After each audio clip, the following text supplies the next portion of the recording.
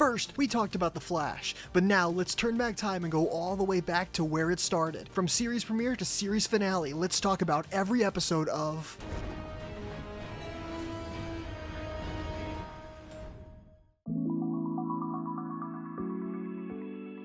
It's not nearly as good as the pilot of The Flash, but it's still a great beginning for the Arrowverse as a whole, and it makes sense why this show and universe went on for as long as it did. I just wish the tone felt a little less melodramatic. It's the show at its most young adult novel, and it doesn't really work for me anymore. Still, the action slaps, and the show is taking itself seriously without any type of cringe, so it's really good.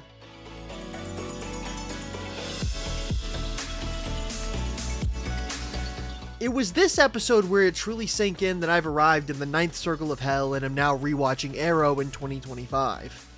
Anyways, great episode. It's probably better than the pilot, the character interactions are dope, and just overall it's a really fun time that I think establishes the status quo of the show very well.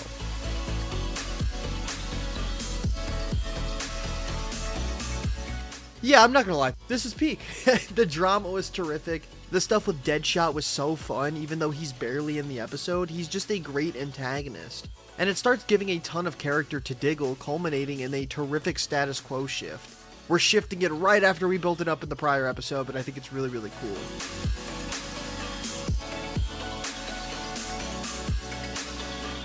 This one was honestly close to being my favorite of the season so far, but I thought the climax ended up being a little weird and rushed. It's a great time, I like the stuff with Oliver and Laurel, but overall just not the greatest one. Probably ended up being the weakest episode so far this season.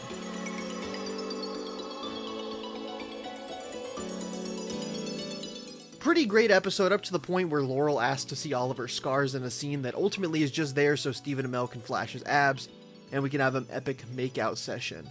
All jokes aside, I do love this one. It's the first episode of the show that really showcases what the show can do beyond flashy action and superheroics. It's all about character drama, and it's all good character drama.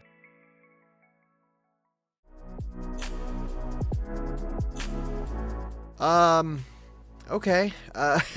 It's cool how Oliver has to be coaxed into deciding to go beyond the list, and a lot of character stuff with him and Diggle is pretty good. Unfortunately, the rest of the episode is just plain filler. It was always interesting for me to watch Arrow coming off of The Flash, because The Flash was more often than not quote-unquote filler, because it was setting up Villain of the Week episodes that served to train Barry in the early seasons, as well as pad out the episode count. The way Arrow does it, at least early on, just is to stuff it with as much weird drama as possible. Why is Moira acting this way? I get she's upset about Walter leaving, but her scenes with Oliver feel mostly pointless and unnecessary. And why does Theo want to hook up with Tommy? Why is that in the episode? Who decides this? The Royal Flush Gang stuff is fine, Oliver grows a decent amount in the episode, but I don't care for any of the actual machinations of what happened. Not to mention the flashback of this episode is just stupid. We dedicated an entire episode to Oliver hallucinating his dead dad, and what did we really accomplish? Probably the first misstep of the season.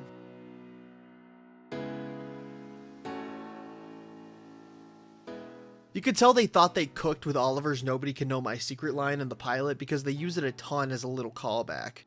Shame it's cringe when Helena says it though. This episode is decent, there's some cool character stuff, especially with Tommy, and I like a lot of the mob stuff going on. Whoever Gadriel from Supernatural was went sicko mode. Unfortunately, Helena sucks. I really can't stand this character. At all.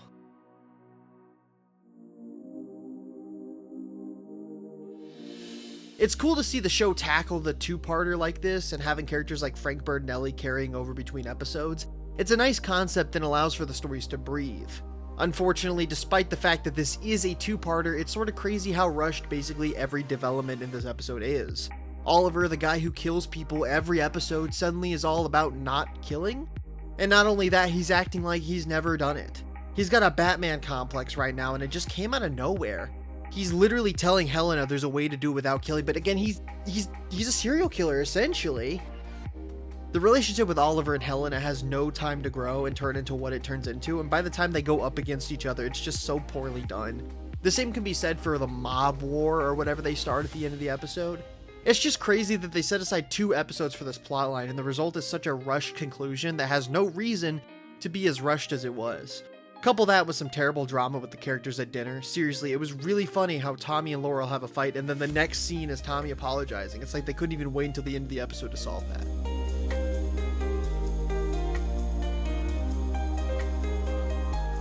Great episode. Massive improvement over the last 3. One thing I really like about it is how you can see Lance's perception of the Hood changing. Whether it's some fucked up desire to be the one to bring Oliver to justice, or if he just really deep down believes in the guy. Lance knowing in his gut that this new Archer isn't Oliver is really, really cool. He just knows it has to be somebody different.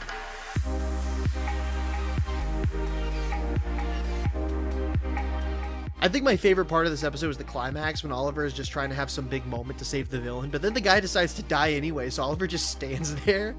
Anyways, this episode's just existing. I like some of the character stuff, but Garfield is a bad villain, and the episode doesn't do much to do anything interesting. Lance using his daughter as bait was wild, though. I actually kind of like that part.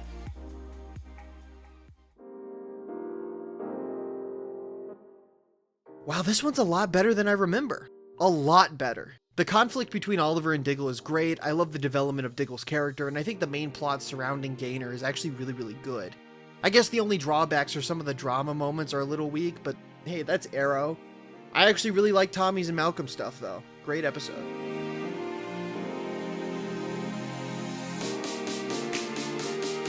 I always loved this episode. I always still thought how cool it was that this and the episode before it sort of breached together. It's a neat thing to do. It makes these standalone episodic adventures feel like a more connected, overarching story. The Count is great. The character stuff with Thea is amazing. It's just overall such a really, really fun and entertaining episode in the middle of the season. Usually this is the part of the season where the season grinds to a halt and it just kind of gets dull, but Arrow is like really picking up right now.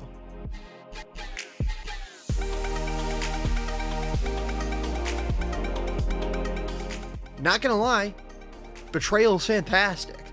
The way they weaved through the different plots and had a ton of them come to a head was so damn cool. The character stuff with Lance and Laurel is terrific. Diggle and Moira stuff is awesome. I love how it ramps up with Oliver literally going in to interrogate his mother. This is always the point where Arrow just starts to go incredibly hard, and I love it.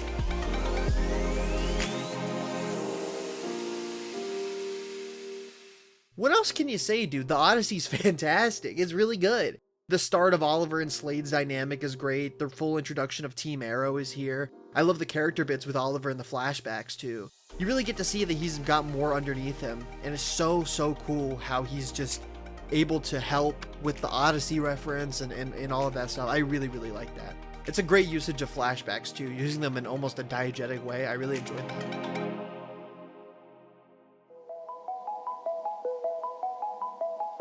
It's crazy what a great climax can do to an otherwise episode.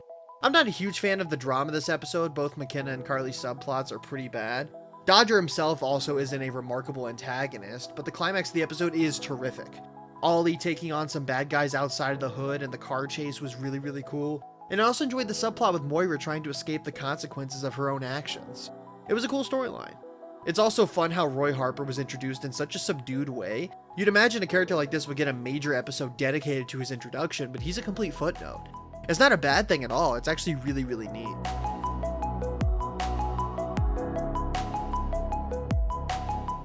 I'm gonna be real.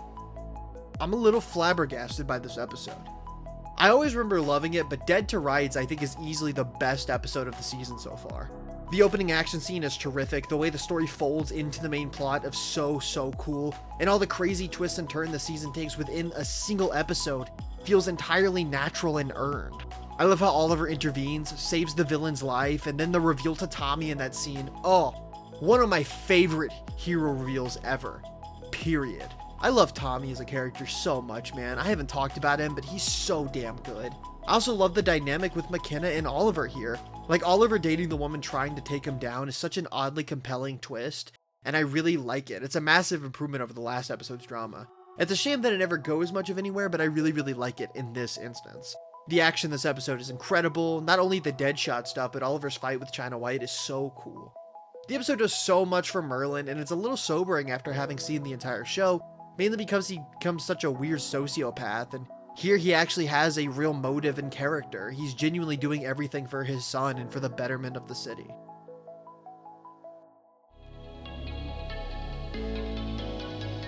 Diggle saying Helena looks like the T-Mobile girl was very funny. This isn't a bad episode, but it's a very underwhelming one, especially coming right after the last one. The best elements of it revolve around Thea and Roy and Tommy's fallout from the prior episode. I love how Tommy is so loyal to Oliver even still after everything. It's genuinely great writing, and he's still such an awesome character. Unfortunately, the Huntress stuff just blows. She's too comically evil and the plotline is completely nonsensical. I'm just not a fan of the direction that it takes, and it doesn't improve at all on the prior episode featuring her. And unfortunately, the McKenna plot that I liked so much last episode ends on such an unfortunate note.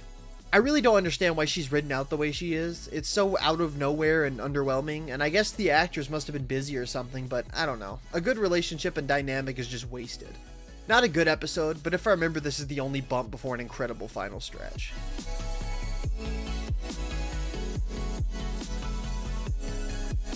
This was always such a really cool episode. I like what it does for Roy, and I think it's such a nice bit of episode because it ties into the narrative pretty well.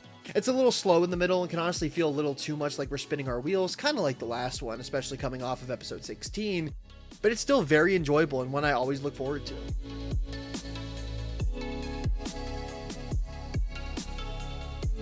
One really cool thing about season 1 is sequel episodes. Unfinished Business brings back old plots and villains to make the whole thing feel more cohesive. The Count's return is really fun. I love how the story turns and takes this new direction with Tommy and Oliver. I've seen people say it's annoying or that he's annoying, but I disagree. He tried to work with Oliver in the knowledge that he's the Hood, but understandably he can't do that.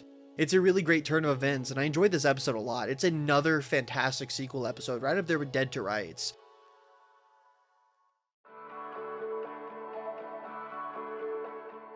It's a little muddled at times, but it's pretty good. The Deadshot plotline and the central Mr. Blank stuff are good, but they clash.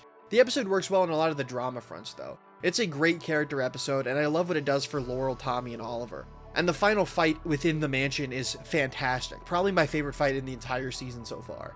Great episode all around.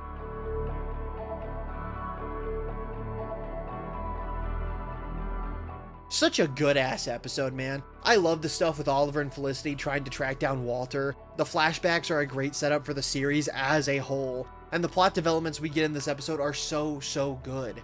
Arrow has been a really strong show this season, especially in the back half, but it's these last few episodes of the season that transform it into what might genuinely be my favorite Arrowverse season.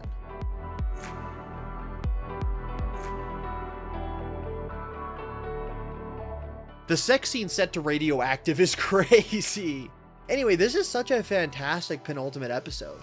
Everything is coming to a head, characters feel like they're reaching their final forms, and the entire conspiracy is just crumbling down. I love how they don't even know Merlin and the other Archer are the same person too. It just creates so much tension leading into the finale. One of the best penultimate episodes of the entire show.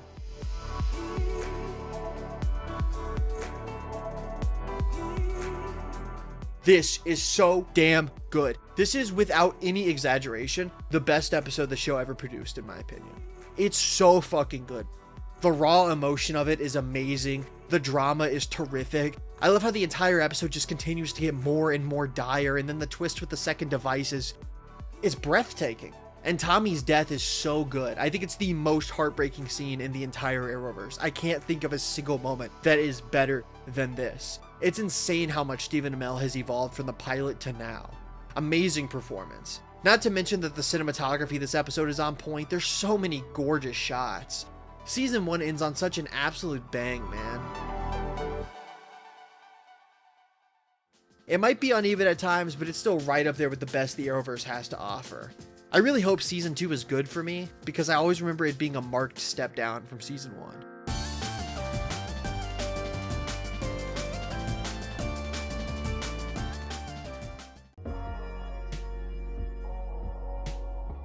I always felt like Season 2 of Arrow struggled with a status quo and finding a nice footing to be on.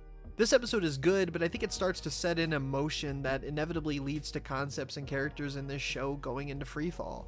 Like, the fight for Queen Consolidated is interesting, but it's sort of aimless, and it's clear the writers don't yet know where to take it. And once you know where it goes, it's evident to say that they really had no clue what to do. Still, the episode is good. I really like what it does with Oliver a good bit, and the Hoods are really cool antagonists. It does a lot to fold Roy in with the main cast and give him a nice arc, and I love the stuff that happened with Moira. It feels like a nice fallout to Season 1, but it's not quite as good as I'd like a season premiere to be.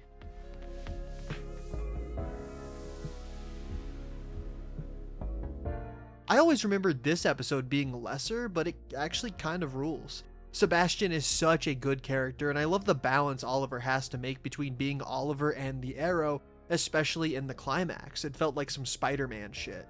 Roy is just also becoming such a good character. He ends up being one of my favorites in the entire show, and it starts right here in season 2.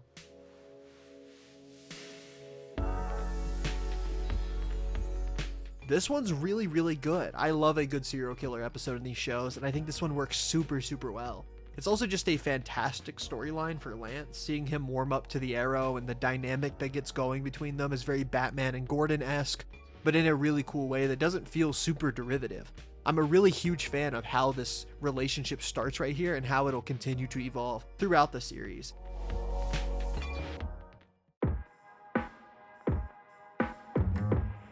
I feel like if this episode was just focused around the Sarah and Oliver stuff and the stuff with Sebastian Blood, it'd be a lot stronger, because that plotline is pretty damn good. Unfortunately, I don't really care for the plot with the mayor and Laurel, and while I've enjoyed her plot thus far, it's beginning to grate just a little.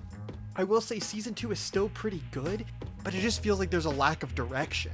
Compare this to Arrow season 1, that season had a lot going for it even in those first few episodes, because they had several episodes dealing with the fallout of Oliver being back, and Deadshot even acting as a major antagonist. By episode 4, we literally knew that Oliver was the Hood from Diggle's point of view. Like, that's crazy, and by this point, all we really have is Sarah being alive, and it's just not as interesting to me.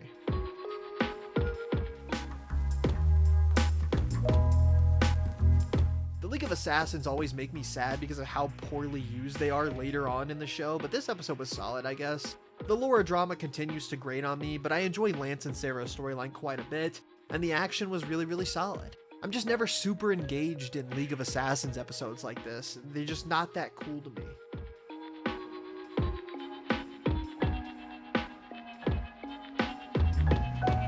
This episode was always so crazy to me because I just never expected them to go to Russia, but it's so damn cool. I love the action. Anatoly is a great character, and there's a ton of great character stuff with Diggle and Lila in this episode too, and Deadshot remains a fantastic character. The flashbacks showed me that I think season 2 is attempting to set up its main plot through the flashbacks, and I don't think it's working that well. It's a cool idea, but it just isn't doing much for me. The main plot in the last couple episodes doesn't feel like it's moving, so it's weird to move it through the flashbacks. I get season 1 messed around a lot with some of the one-off adventures, but season 1 had the list, which was the main plot of the season. And so whenever you have an episode like this, where they're just kind of fucking off in Russia, and then the flashbacks are moving things forward, it just feels a little disjointed. And I guess maybe you could argue the main plot of season 2 is Moira's trial, and if that's the case, then that plotline has been terrible.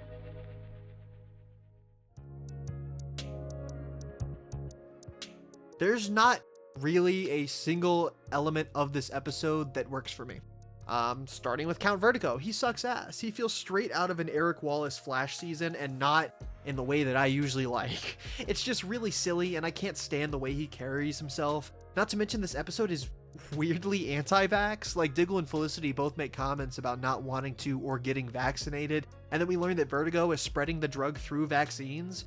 And then the trial plotline is just so bad. Like, excusing the fact that Laurel shouldn't be able to prosecute Moira because it's a gross conflict of interest, the way the trial unfolds is just so stupid. But then there's a scene where Laurel basically slam dunks the case, guaranteeing that Moira will serve life in prison, and Oliver goes, "Are you okay? That must have been so hard for you to..." Like, what? What? Focus on your mom, dude. The ending of this episode in general is just insane because Moira is acquitted by the jury, and everyone comments that it makes no sense because it doesn't make any sense. And then it turns out that Malcolm Merlyn is not only alive, but has paid the jury off. So what was the entire point of the trial episode if this was the outcome? What do we gain from it all? And then they have to drop this bombshell that Malcolm is actually Thea's dad. So not only is he back from the dead out of nowhere, and not only did he pay off the jury and finish this arc in a total anti-climax, but there's also some weird soap opera shit that he's involved in a parental affair.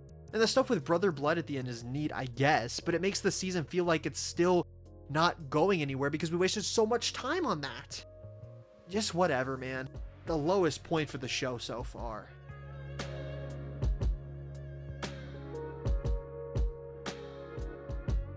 Absolutely crazy to go from that episode to this episode because, kind of in the inverse, I don't think there's a single flaw in this episode.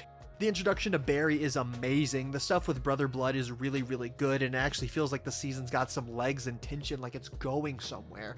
The flashbacks and the present day story merge very well too, and this is just a fantastic episode. Really, really good cliffhanger as well. I love the scientist.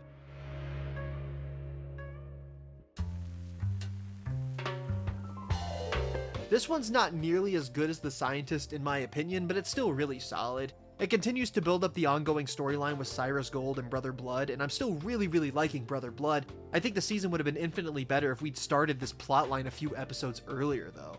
Or at least revealed Brother Blood as a villain before now, as is his reveal in episode 7 felt completely out of nowhere, and his developments here feel like it's taken way too long. I love the stuff with Thea and Roy. Roy getting Mirakuru is always such a fun development.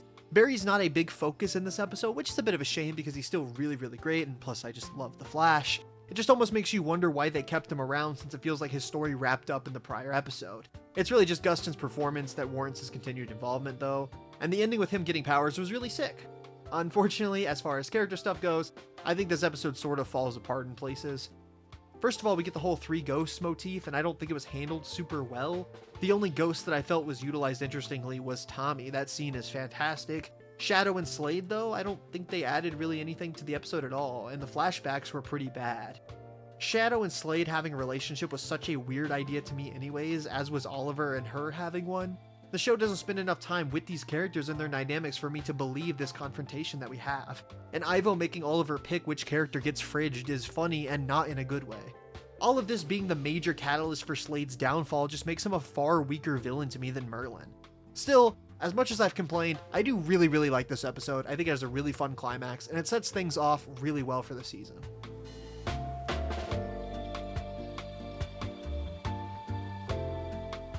I have no real notes for this episode. It's just fine. It's sort of a flash in the pan in a season of 23 episodes. Much like season 1's mid-season return.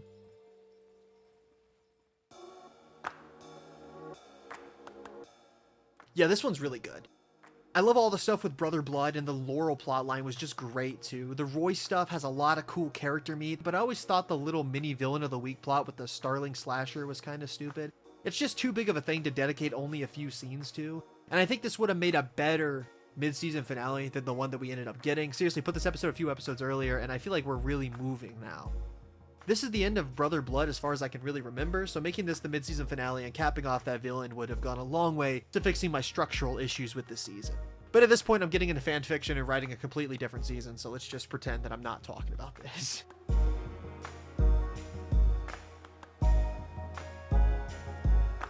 This one is so damn cool to me, man. The one-off villain thread is actually compelling for once. Bronze Tiger is so cool. I love how it ties back into not only episode 2 of this season, but season 1 with the Markov earthquake device. Really cool world building.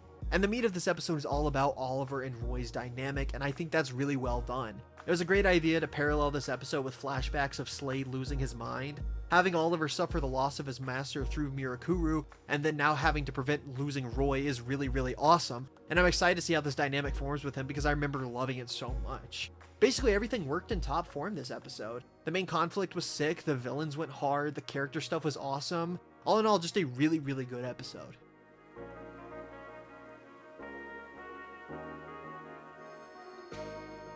This one's fine.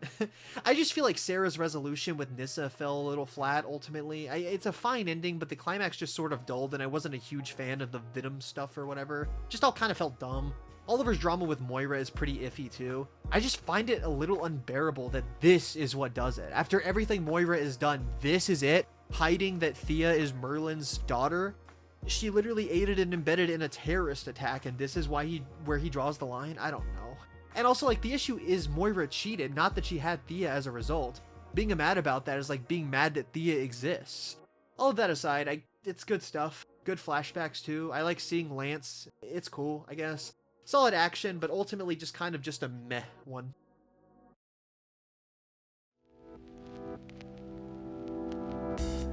Kind of crazy how good this episode is, despite it being the first real Olicity bait episode. Talkman is a fantastic villain, and I love his little heist that he has throughout the episode. The drama with all the characters is surprisingly really good. And the end with Oliver and Laurel is a fantastic moment, acted so well by both of them. Oliver might seem callous, but I really like how realistic it is. One of the coolest parts about the Laurel addiction story is that it's not portrayed in a black or white way. There's levels to it and it feels genuine.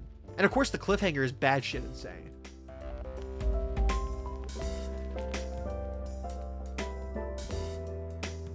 Yeah, this one's fucking awesome, man. The action scenes are incredible. The season just completely ramps up in tension and stakes, and everything all just comes together. For the first time, this season feels like it's actually trying to rival season 1. I don't dislike season 2 at all, obviously, but it really feels like it's missing some of the secret sauce of Arrow's debut, and this is the first time where I'm like, yep, we're here.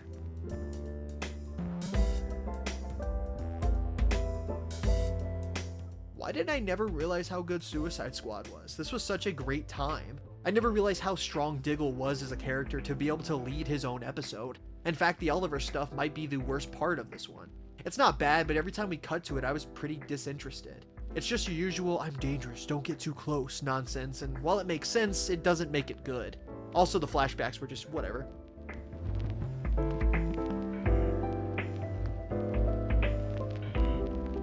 Just when season 2 really finds a rhythm that I really like, they gotta drop this on us. What a truly abysmal episode. Genuinely nothing worked here.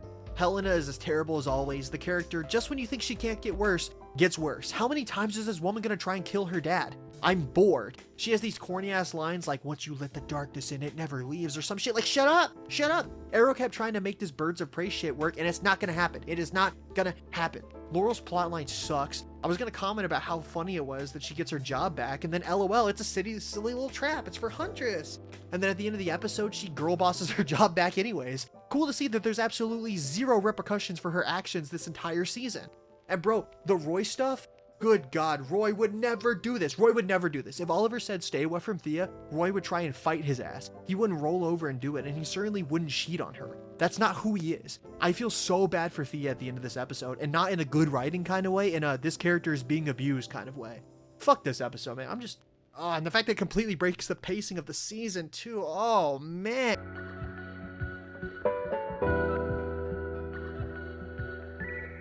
This one's crazy. This one's great. It honestly just feels like a penultimate episode of the season. It's wild to think that there's like 5 episodes left though, but it's an awesome, awesome time. Slade is fantastic. The drama is great, even if the Moira and Oliver stuff still isn't very good. I just love the way that the episode moves pieces into place, and it's got a really, really cool cliffhanger. Season 2 is kicking ass if you ignore episode 17.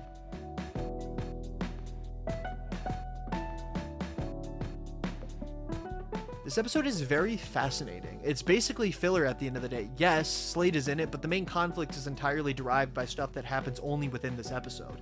Slade needs a new centrifuge only because they destroy the QC one at the start. Roy is only there because conflict's established in this episode, but it's cool that the show is able to hide an episode where not much progresses because it's just really, really great.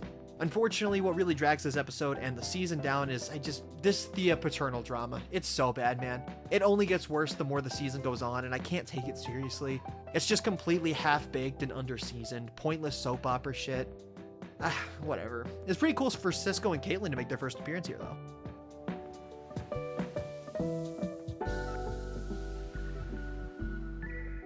Alright, bear with me. I know this is probably going to be my first unpopular opinion in this Arrow video.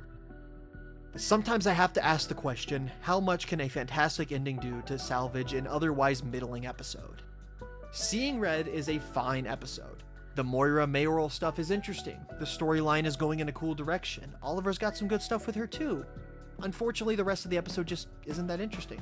The Roy plotline is just a little silly to me and felt like it was wasting time. It doesn't help that I didn't like the Sarah and Oliver should we kill him debate. And I wish the show would just pick a love interest and stick with it, man. The flashbacks were also just whatever. They set up some absolutely horrid stuff to come with Oliver's kid in future seasons, but they're fine. And yeah, the final scene is utterly fantastic. It's one of the best of the show easily. Fantastic acting, amazing dialogue, and great atmosphere, but the rest of the episode just isn't anything special, and I can't let one final scene elevate the entire episode.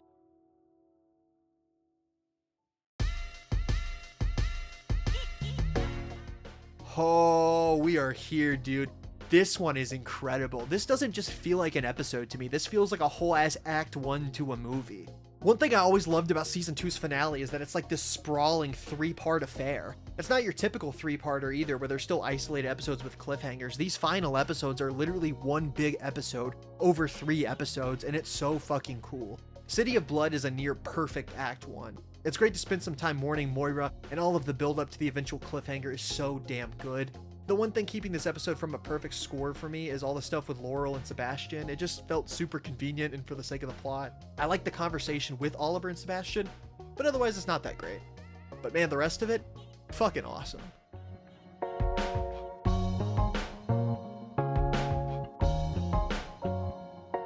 I used to adore this episode and considered it a perfect score episode. Now, I think it's just really, really great.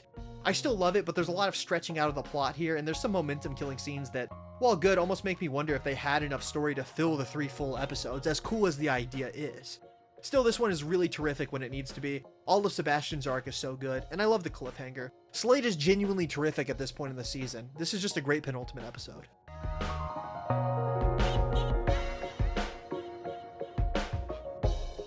Yeah, this finale's always been lame to me, so I'm sorry. These past 2 episodes are utterly incredible, and there's so much potential in this episode, and it falls short on practically every level for me. I mentioned in the last review of the episode that the season was running out of steam. I think my worries carried over into this one. Despite having 2 episodes of complete build-up, Unthinkable just spends way too much time setting up more stuff than just revolving what the season has been building up to.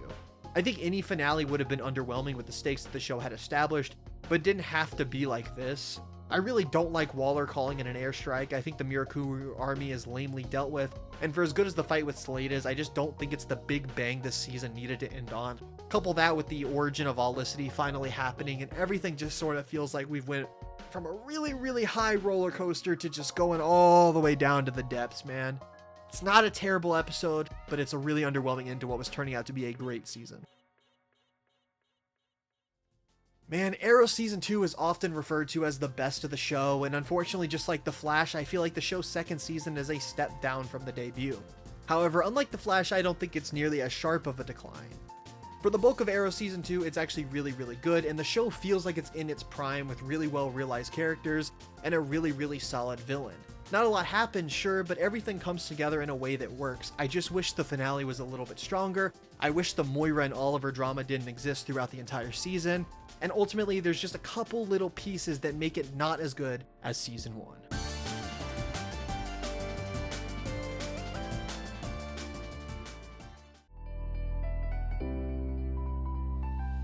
There's a lot to like here in the Season 3 premiere, but there's also a distinct shift in the show's handling of its interpersonal drama. The show has always been heavy on the melodrama, but it's never quite felt so heavy-handed, so to speak, as it does in this very episode.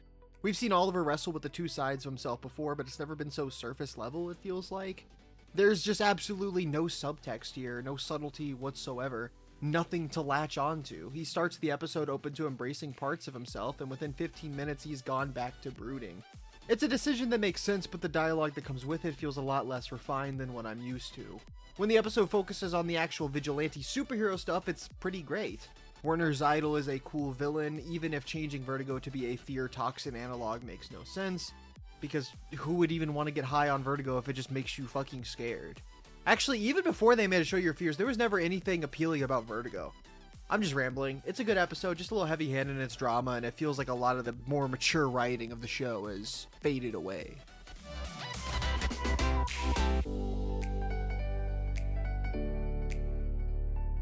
Look, Green Arrow doesn't have many iconic rogues, especially not ones big enough to warrant full storylines. When this episode aired, the comics had just introduced a character that I really like and a storyline I'm very fond of. That character is Simon LaCroix, aka Komodo. He's deeply tied to the Queen family, and he matches and often surpasses Oliver in skills, and he's such a really cool character.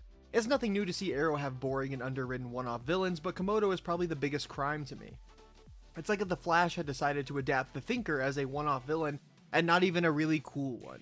Komodo is one of the few Green Arrow antagonists that stand out amongst the crowd, with the only real competition being Merlin or Richard Dragon, so to see those two get full storylines later on in the show and not Komodo, it's just frustrating.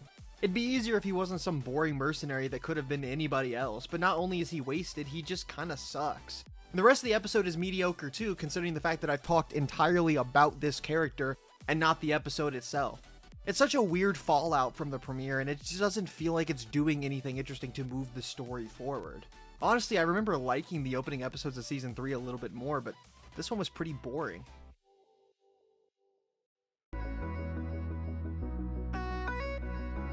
This is a solid enough episode. It's carried by a pretty great action scene at the end of the episode, as well as some solid drama with Laurel and Thea. I just wish the writing wasn't continuously so hokey.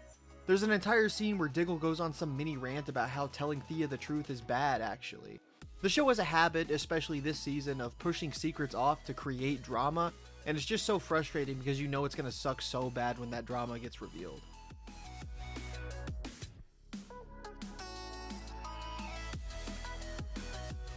Yeah, I think this is the best episode of the season so far. It has a lot of the same issues that the rest of these episodes have, but there's a level of competency to it that the rest of the season just kind of feels like it's lacked. Merlin is at his best that he's been since season 1. I think Nissa's involvement was really cool as well. The back and forth melodrama on killing is very annoying, and there's some hokey dialogue still, but I think it's the first real winner of the season. It feels like the first one that actually makes me feel like this is the Arrow show that I really, really like watching.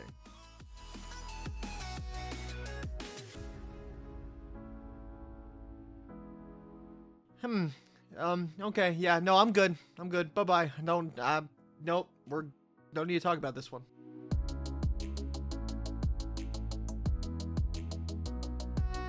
So this one was, decent, I guess.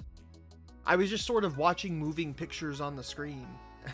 The Roy stuff would have been cool if it had actually amounted to anything. On the flip side, though, the parallels between Roy and Oliver and Ted and his old protege were laid on just a little too thick. But it was alright. It's an improvement on the prior episode, but it feels like we really settled into this nice groove of utter mediocrity.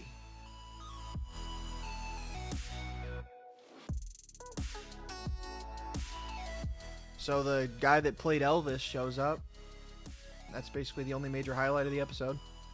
Cupid was fine. I just sort of felt like watching moving pictures on a screen again. There's nothing fascinating about this conflict. This season has no driving force or narrative tension. It's just a ton of cyclical drama beats padded out with maybe a crumb of storytelling. I honestly don't remember season 3 being this mediocre, but it's not even bad. It's just so thoroughly uninteresting.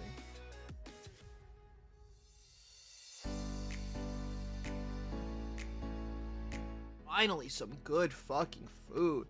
This is such a fun crossover episode. Captain Boomerang is easily one of the better one-off antagonists on the show, and Team Flash's addition to the episode is just so fun. I really love the dynamic between Barry and Oliver here too. It's so fresh and new, and they're clearly becoming good friends, but there's enough friction to make for some really good drama. Also a shout out if you go and watch the episode from the Flash versus Arrow, because these two episodes make for a really, really good, not quite two-parter, but clearly trying to be a two-parter.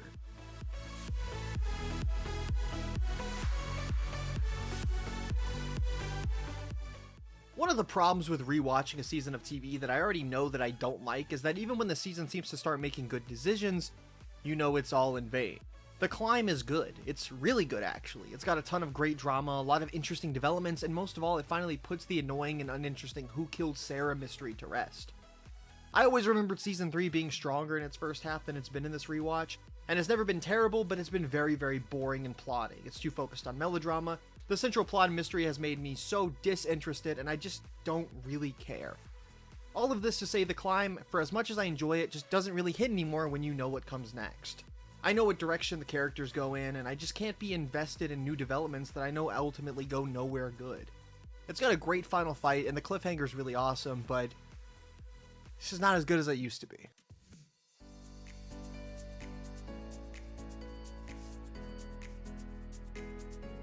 This one's actually really, really good. It's got killer action. I'm actually a pretty big fan of Brick as a character too, and I really like how his plan ties back to everything Team Arrow has been doing since they stopped Deathstroke. This episode handles the grief of Oliver very, very well too. For a show that I think drops the ball pretty often when Oliver's not around, this episode handled the supporting cast amazingly. Roy's felt declawed the entire season, and he feels like the Roy that I loved in seasons 1 and 2, and Diggle and Felicity are both great. This episode in general just feels straight out of seasons 1 or 2 in ways that the rest of the season hasn't. I haven't mentioned them yet, but the flashbacks in this season are really, really good, actually. I think they're my favorite of the show.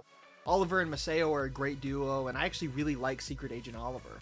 I've always enjoyed this little brick arc, so hopefully I continue to enjoy the next few episodes of it, since I know when we get back to League of Assassins stuff, the season goes back to being mid.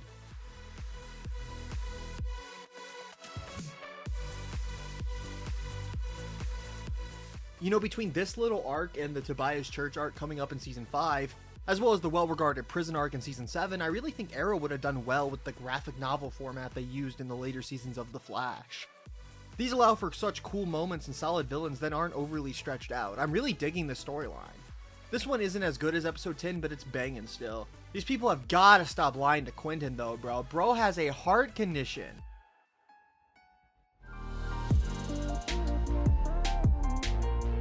It's not nearly as good as the prior 2 episodes, but it's a decent enough conclusion to the brick arc. It's funny that Mark Guggenheim liked The Dark Knight Rises so much that he used the climax of it in both this and the Season 4 finale. Unfortunately, the stuff with Merlin really sucks. The flashbacks are poorly handled and a prime example of some things being better left not shown. Oliver's decision to work with Merlin also feels completely out of left field. This is the man who killed Tommy and sent Oliver to his death after killing Sarah and manipulating Thea to do it. Couple that with bad drama that starts with Felicity and whatever. The actual solution to the brick arc is cool, but when it starts setting stuff up for Season 3, I just start checking out, man.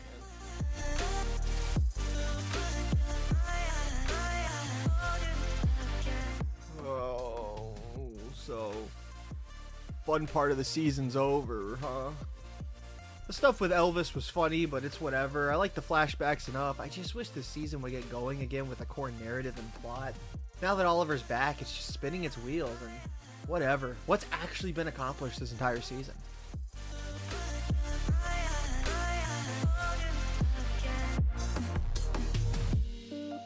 I'm gonna be honest. If it weren't for a few scenes in the flashbacks, this episode would have been hot ass. It already kind of is. You know, back in Season 1 when Oliver revealed his father had left him a video message, I thought it was hokey, but actually seeing the video message is even hokier. The flashbacks take an unfortunate turn this episode, and it really makes no sense why Oliver stays with Argus when he's already back in Starling.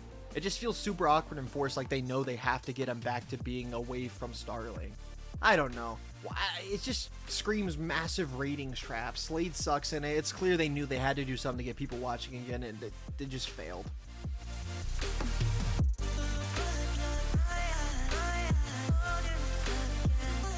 So I'll get this out of the way first. The logic of this episode is extremely dumb. Oliver wanting to save Merlin from death because of how it would affect Thea is really stupid. That said, I don't think this is a terrible episode. The flashbacks have some killer action, as do the present day scenes, and there's something really fun about watching Oliver and Diggle single-handedly take on Nanda Parbat. Also like the implication that Oliver wasn't really there for Merlin, and more so he just wanted to get back at Roz as some kind of egotistical drive. Oliver wanting to work with Merlin is stupid in general, but I did like the stuff with Roy and Thea.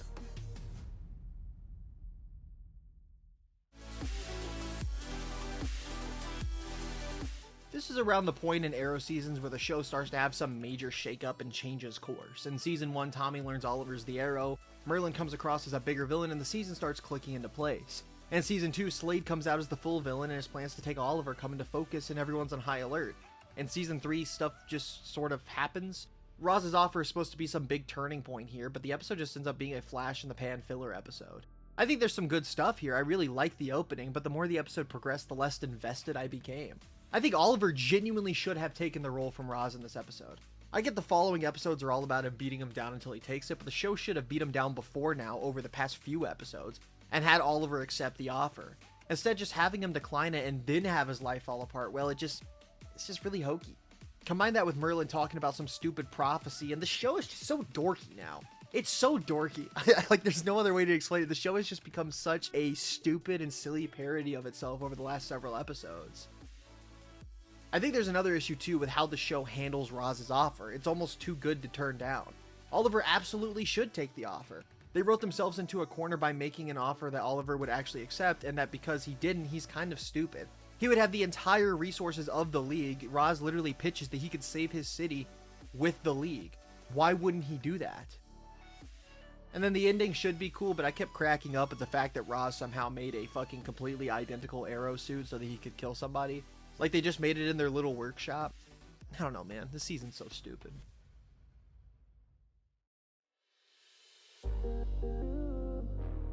While not the worst episode of the show, or even really the worst episode of the season, Suicidal Tendencies would probably get the award for most bizarrely written episode of the show.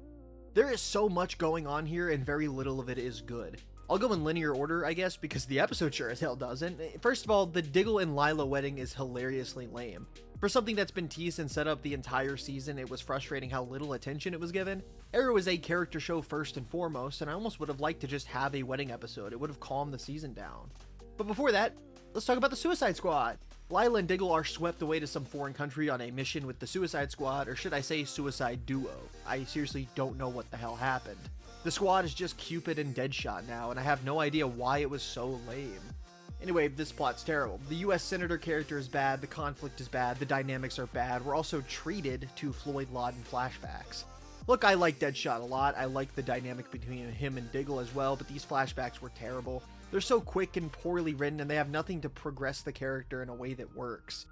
And then the stuff with Oliver and company back in Starling is also uniquely bad. First of all, the whole section is just some weird retread of the season 1 mid-season finale where Roz impersonates the Arrow and kills people. And Ray is just terrible this episode too. He's legitimately unhinged. This could maybe make sense if the show decided to say maybe he blames the Arrow for his wife's death in the siege. But as is, it's just a ridiculous heel turn that makes him make no sense and is just there to set up some weird hero v hero fight that's not even good.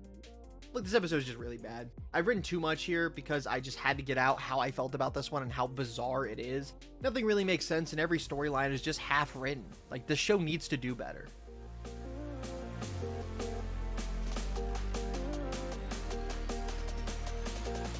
This is a really hard episode to review because everything that happens in this episode is a mix of really, really good and really, really messy.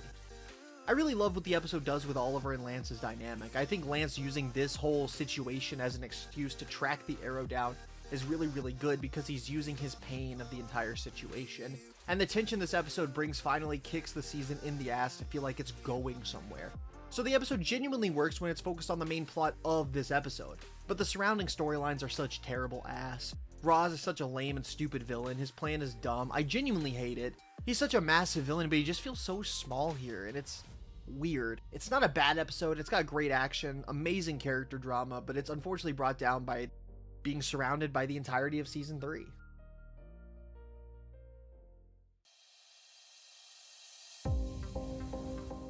The backdoor pilot for The Adam Show was alright, I guess. In all seriousness, anything revolving around Roy is really, really good.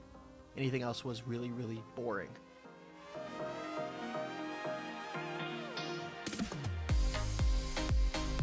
This shit sucks, bro. Oh my gosh. Why is Felicity talking to Roz like that? Why is Roz such an Arrow fanboy? Why does the Lazarus Pit exist in the show? That's gonna start so much horrible horseshit. Well, what is even happening anymore? This season has fallen off a complete cliff and nothing makes sense.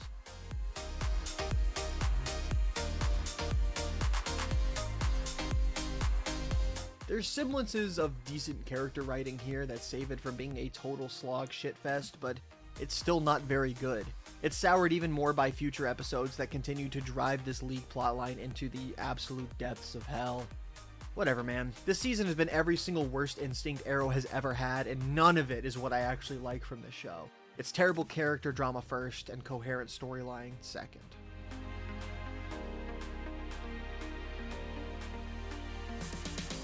This is so stupid, man. This is so dumb. They keep twisting the plot and doing bad, stupid, bad shit. There's a big climax action scene where they think they just destroyed the virus so Roz can go, actually, you didn't. I still have the virus, and every single character decision someone makes is revealed to be some part of a huge plan or something. Like in the episode, Merlin tries to double-cross Oliver, but actually it's all a farce. It's all part of the plan. Fuck the plan. Where's the good writing? The only thing, and I mean the only thing keeping this from a 3 out of 10 is the Tatsu and Maseo stuff, because it's actually really, really good. The flashbacks start to veer into stupid shit, but they're still far more entertaining than anything else going on in the present day.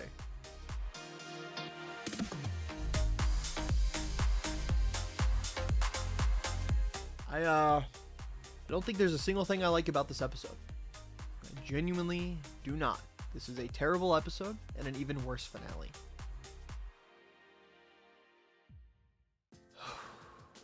What has happened to you, man? Arrow, come back. From the start, season 3 just feels off. The show isn't on sturdy footing like it was in Season 2, and as much as I don't like the Season 2 finale, a lot of that season is really, really good, and Season 3 never quite felt like that. It's too melodramatic, the storylines make no sense, and it's just boring at the end of the day. For most of its run, Season 3 never goes anywhere. Episodes 8 through 12 are pretty good, but just the entirety of the season feels pointless and trite.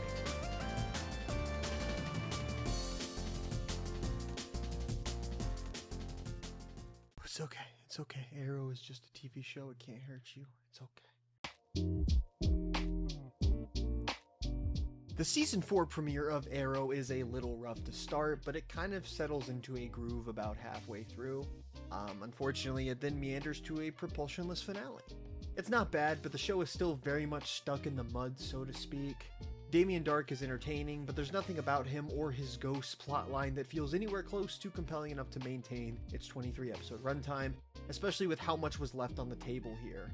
While the Arrow symbolically died and Oliver has finally taken on the Green Arrow mantle, I can't help but feel like it's a little bit silly how this title's been passed around, and it only gets more ludicrous as time goes on. This isn't a terrible start, and it's a step up from the final chunk of Season 3, but it still feels as mediocre as most of Season 3 did.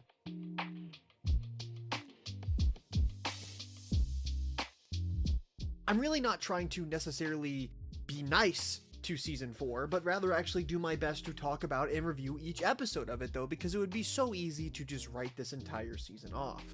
I want to acknowledge the strengths of the season and identify exactly what's bad about it. That being said, it is kind of hard to do that when there's episodes like this. There's just not much to chew on here. The new characters introduced are fine, even if it's kind of funny how this character had the world's shortest run for mayor ever. Damien Darhk's involvement was also kind of odd. He was clearly against using Danforth's daughter as a threat, which is cool. I like that he has limits. Unfortunately, he then proceeds to threaten Laurel to Quentin, and it just feels lazily bizarre and disconnected. Anarchy is just whatever. It's actually funny because I know this actor from Supernatural and he does a fantastic job there, so it's really funny to see where he's not nearly as good here.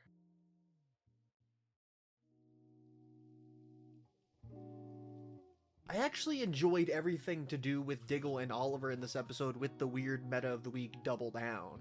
It's not amazing, but the stunt work is really fun and it just feels like a superhero plot. It feels like what's been missing from the show from the past season, and it's really cool. The resolution to their beef is fine, but I do kind of like that it lasted from Season 3 into Season 4. Unfortunately, it's not the only element of the episode, and the stuff with the League is actually really terrible. Genuinely bottom of the barrel Arrow. Malcolm is horrible. Laurel is acting incredibly stupid, and I hate how every time the League shows up, there's this new dumb mystical lore introduced. What do you mean you'll have bloodlust until you killed who killed you? What if you died in a plane crash? My friend asked, like, do you kill Gravity? Or the Wright brothers? This is an episode split entirely down the middle. The plotlines that work are pretty fun. Again, I like Darhk a good bit early on in the season, but everything with the League of Assassins is horrible and just reminds me of last season, which is not what Arrow Season 4 needs to do.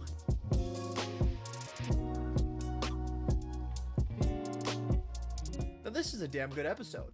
There's no real concessions that need to be made here, it's just really strong. Quentin's a great character here, the main plot with Liza and the corrupt cops is interesting and fun, and Arrow feels like it's gotten a little bit of its sauce back. The scene between Oliver and Quentin is actually incredible, and one of the best between characters of the entire show. There's not much else to say, it's just really good. It's the best episode in like 15 episodes.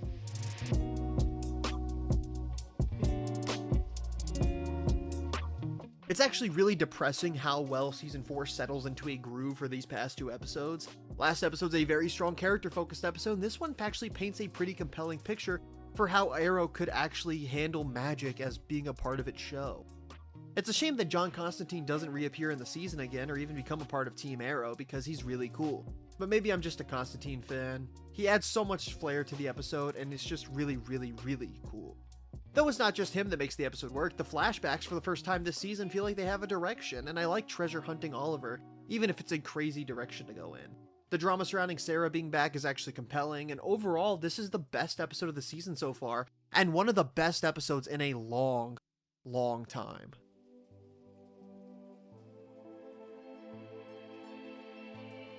This one's not terrible, but it's also pretty bad. I'll start with the good though. The main plot isn't anything special, but it's actually fine. I especially like the climax. Oliver's second run-in with Damien is really fun, and the action is great. It was a surprisingly long climax as well, but one that I appreciate. I've enjoyed a lot of the superhero action this season. So then, why is it bad? It's all drama. The drama with Oliver and Felicity is horrific. Felicity is just abusive this episode. She belittles and bullies Oliver, taking everything out on him, and then he just takes it. Not only does he take it, he apologizes to her. Everything is just so bad. Donna Smoke shows up and she's annoying, but what's even more annoying is how she's treated by her daughter. Again, Felicity's just abusive to everyone around her. There's nothing wrong with Oliver and her mother talking, that's normal, but she acts like he committed a crime. As solid as the climax as this is, the episode's just still not good.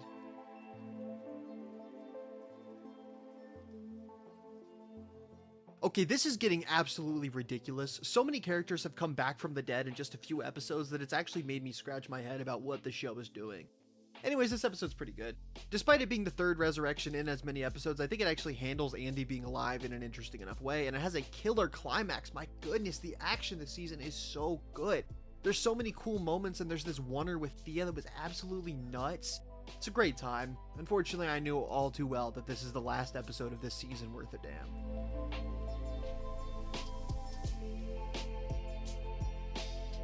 I mean, it's better than part 1 of this crossover, but that's not saying much.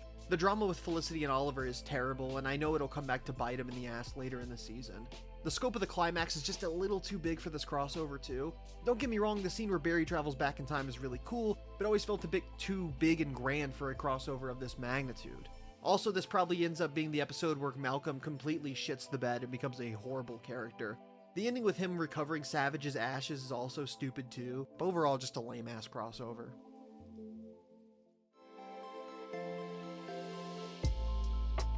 This mid-season finale is not terrible. It actually aged a bit better for me on this rewatch, but there's still a lot of issues. There's a ton of cringe-inducing moments with Felicity and her mom, and I don't really care for the central romance drama.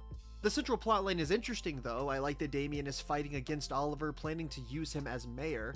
It's fun that his fight isn't with the Green Arrow, but rather with Oliver Queen, and it makes for a pretty fun climax too. I guess my biggest issues with the episode is that it's just kinda eh. I know mid-season finales don't really mean much when binged because they're mainly for ratings, but you still expect something to have happened by this point, and this episode is almost entirely throwaway. They destroy Dark's plan, but it turns out that they didn't impact it at all, and they move on to phase 4. I also would have liked a bigger action scene. The ending of this episode is a little limp. Damien just throws Malcolm around a bit, and then it ends with him getting blown up, and it would have been fine if they at least tried to pretend that he was dead, but the show, like I said, immediately undercuts any progress. The final scene is really, really good though. Like, it's actually probably the best scene of the entire season.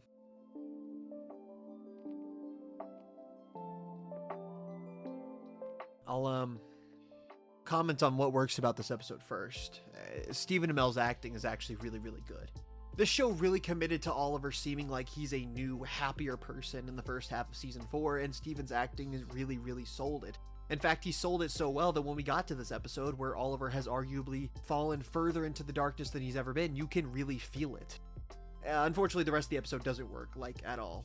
Oliver is exceptionally stupid this episode. He lets Lonnie Machin out to find Dark, and then when Machin breaks the tracker and is on the loose, he's just like, I don't know what the plan is. The flashbacks have been pretty silly all season, but they really hit a wall this episode. Baron Ryder is the dumbest villain ever. Every episode Conklin is like, Oliver is playing you, Ryder, and Ryder's like, nah, he's not.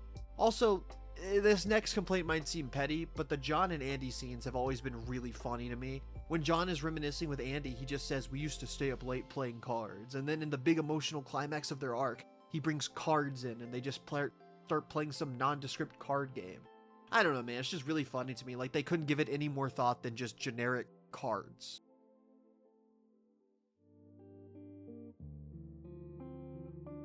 Look, I'm really trying to write reviews of substance for every episode, but I'm starting to struggle. There is nothing of note this go around. The Diggle Brothers drama is lame. The entire main plot is just a retread of season 1 episode 11 of this show. It's just another old army guy that Diggle knew back in The Stand, and it's boring. The flashbacks are lame and boring. The main plot is lame and boring. This season is lame and boring. I don't mind filler episodes, especially not ones that focus on a side character, but make them fucking good, man.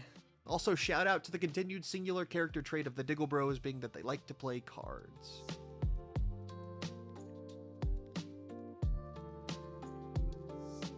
this might very well be a new low for the show. This one's actually fairly well received to some people, and I really do not get why.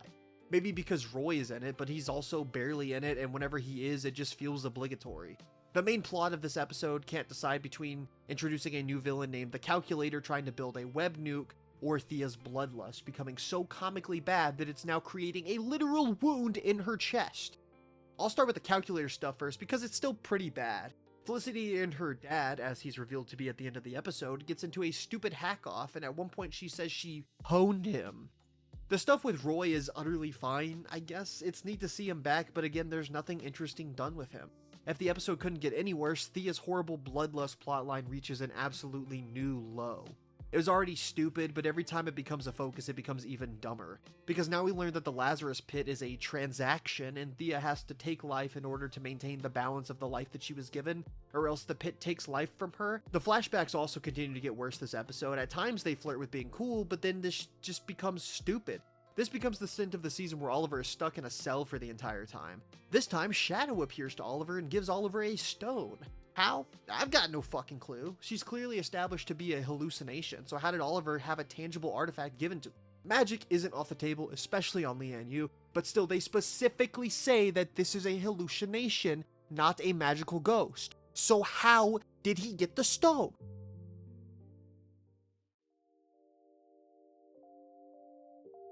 Wow, this might be even worse than the last episode. I don't even know where to start. I really don't. The conclusion of the nonsensical Thea bloodlust plot is just as nonsensical and stupid as every other part of it has been. So Nyssa wants Oliver to kill Malcolm so that Thea can be cured, but actually she just wants to be Ra's al Ghul. So Oliver thinks Malcolm will just give the position over to Nyssa, but he's stupid because why would Malcolm do that? Okay, but then he organizes a trial by combat only for him to take Nyssa's role to fight Merlin. But wait, before Oliver refused to kill Merlin because he wants Thea to have a father. So what? Malcolm killed 503 people, Sarah, and has continued to screw you over from time to time. Working with him in season 3 was already fucking stupid, but now Thea's life is on the line, so who gives a shit about Merlin? And then the climax, oh man, the climax fucking blows. It wants to feel like the ultimate battle between two rivals. It's trying so hard, but man, it's so terrible. There's no tension to it. It's like a bad stage play. Oh, and I hate this episode. There's not even a cool sword fight. It's a bad sword fight.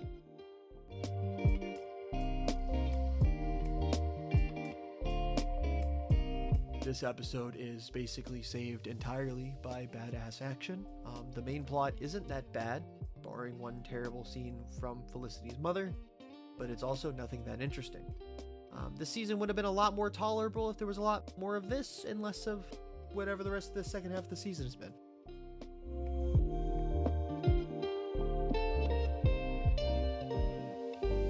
Wow, this is a surprisingly good episode. It still has issues, mind you. There's some bad dialogue, the drama never feels as tense as it should, but this episode's just kind of fun.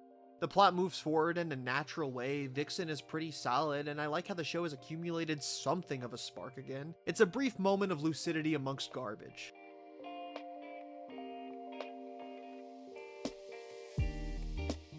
The next chapter in this season's weird stretch of okay episodes is Broken Hearts, and I'll say it, this episode is overhated.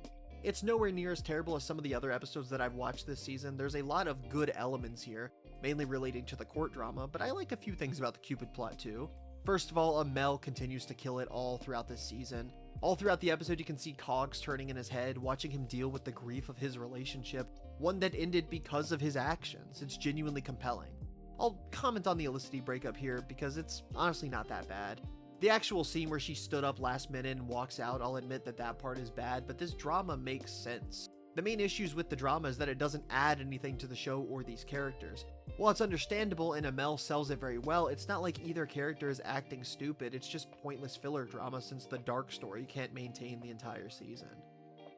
The rest of this episode is almost good. I like the trial stuff with Dark, and I think Quentin's testimony is really fantastic. I just wish it wasn't the subplot. It's not a good episode, but again, decent moments here and there.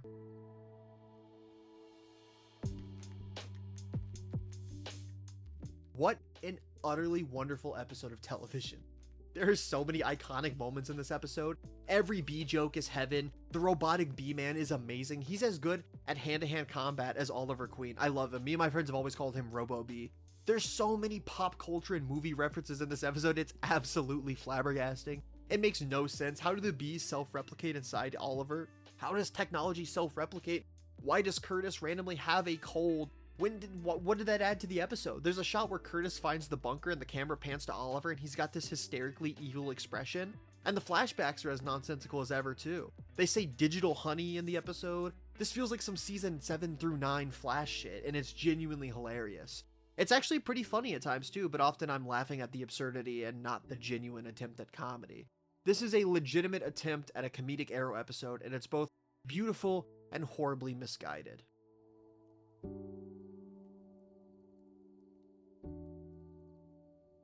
This episode tries really hard to be good, but it's just not.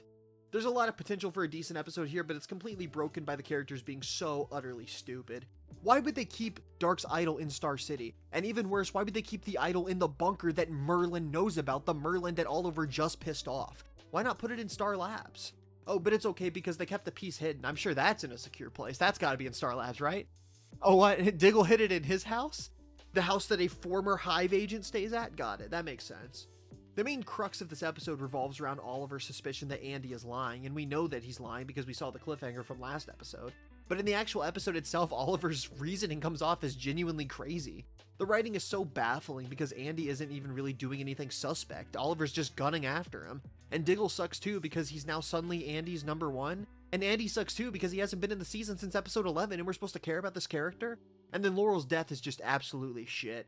I'm not saying she should never die, but Laurel was probably the worst person to ever put in the grave plot. This grave plot's stupid too. Overall, this was Arrow's last real shot to put the show on a better foot, and it absolutely failed.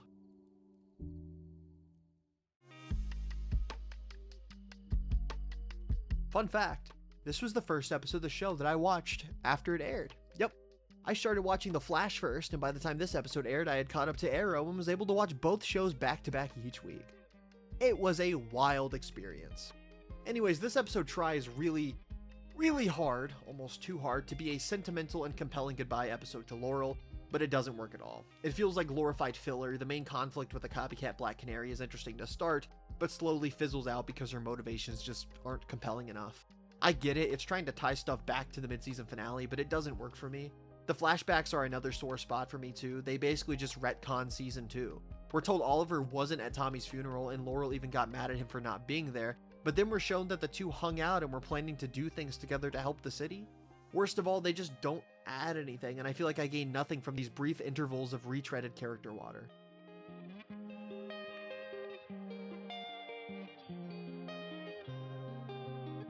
Oh, look. A half-decent episode. I don't mind this one, actually. Oliver learning magic was neat, and I wish it was Constantine teaching him, but it's whatever. Diggle's stuff is actually fairly decent too. I think it's interesting and probably the coolest stuff they've done with him and his brother so far. Unfortunately, this episode is still season 4, so it's pretty bad at the same time. I really wish the show would have just gone full plunge into magic. Sure, magic on Arrow is ultimately stupid, but it's even stupider that the show is scared to go the full mile. It's not bad, but it's not too good at all. It had me somewhat entertained at least. The scene where John kills Andy is pretty good.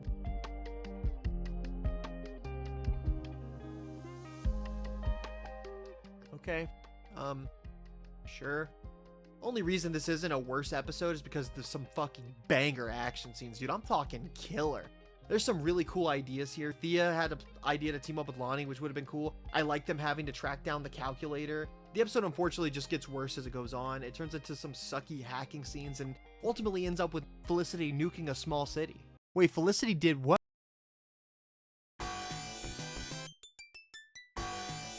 I can't fucking take it anymore, dude. I can't fucking take it. 22 episodes of this shit, and there's one more episode. It is a nuclear Armageddon. Why are Felicity's parents bitching at each other? Why is there a hack-off? How did Cooper hack the fucking lights? They can hack houses now?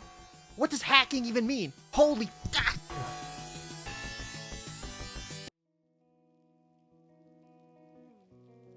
There was a giddiness I felt watching this episode. I was absolutely locked in. I was sat up. I was having a ball watching this finale, and I couldn't figure out why. And then I did. It dawned on me. It's over. I was excited because it was over. There's so much wrong with Schism that it's hard to properly articulate in a coherent form exactly why this ranks as the single worst episode of television I have ever seen. Maybe it's the fact that this episode opens completely illogically. Dark threatens to kill Donna if Felicity doesn't help him with Rubicon, but helping means everybody dies. So what does threatening her mother accomplish? She points this out too, and all Dark says is that dying from a nuke is nicer, I guess. Or what about when Thea threatens to kill his 13-year-old daughter? Yeah, I can't even believe that I said that. Thea Queen held an arrow to a kid's throat.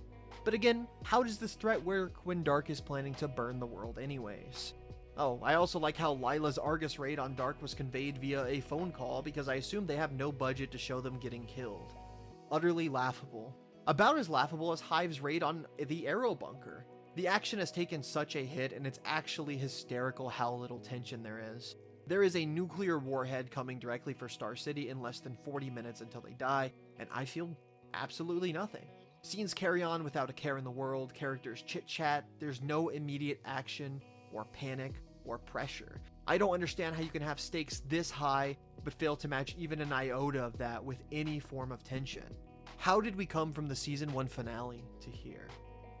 I also like how this episode treats Oliver killing Dark as a falling off the wagon moment, but when it comes to killing, doesn't Dark deserve to die more than anyone? Killing him is just smart.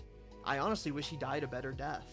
Honestly, Oliver's character arc has been so horribly done this entire season. He starts lighter and goes through so much of the season, and it's all a test to see if he can maintain happiness. Logical storytelling would say that he comes out on top, but the ending tells a completely different one. The darkness won. Oliver Queen is miserable, and then it ends. Everybody leaves Star City, he is alone, he is sworn in as mayor, there's still a crater in Star City, and it's over. No rating. Fuck this episode. Arrow Season 4 is a hilariously bad misstep in a show that already took a hilariously bad misstep the season before it. The early episodes, while still not very good, do at least feel like they were attempting to focus on what made the show work originally, while also giving Oliver an arc surrounding keeping his lighter mood and view on life. Unfortunately, so much goes wrong so quickly. The mysticism and such continues and gets even worse, the magic makes no sense this season, Damien Dark's plan and overarching plot is so brain-numbingly stupid that it just made me zone out while watching it. And the flashbacks are almost irrelevantly stupid. Season 4 is terrible. Easily the worst thing to come out of the Arrowverse in my opinion, and probably the single worst season of TV I have ever seen.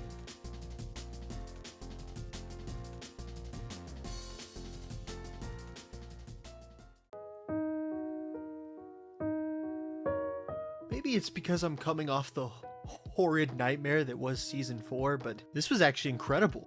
It's crazy how you can go from one of the worst episodes the show has ever put out to what could easily rank among my favorites. One of my favorite elements of this episode is actually how it builds off the finale of season 4. It could have easily tossed aside everything, but the fact that it doubles down actually makes it interesting. Oliver's relapse into killing sets the stage for a ton of interesting character work, and I think having Laurel show him that he can't always let people live is a good inversion to Tommy helping him not want to kill. That being said, it still does hurt the episode a tiny bit by having to essentially crawl itself back out of the gutter. It's hard to drop the shackles of season 4 when the season is determined to make the developments of it stick. Great action though, I love the climax, Tobias Church is kinda cool. Overall, really good premiere.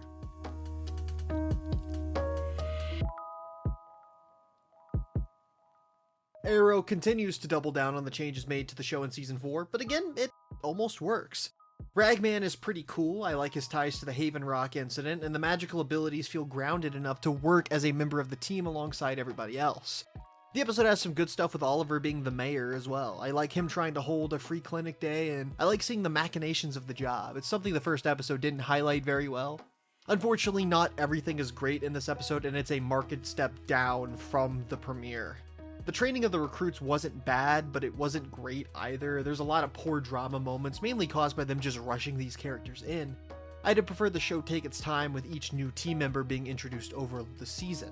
Also, this Diggle plot absolutely sucks. The only plot this show seems to know how to do with Diggle is corrupt military officers, and it's boring again.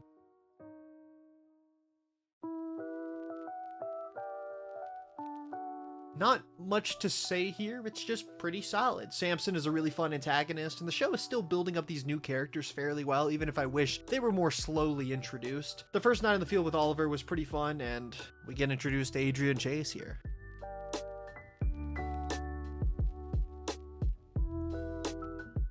The plot in Star City in this one is actually fun. I just really don't like the Diggle plot. It's clearly the show trying to get him out of the military without just getting rid of that whole cliffhanger and plotline. Like, you can't just have him leave and then come back and be like, I'm back, but the show just doesn't know how to do it. Unfortunately, after such a great opening, season 5 has sort of settled into just kind of a string of so-so episodes. You know, I'd say they're better than most of season 3 and the first chunk of season 4, but we're still not quite up to seasons 1 or 2.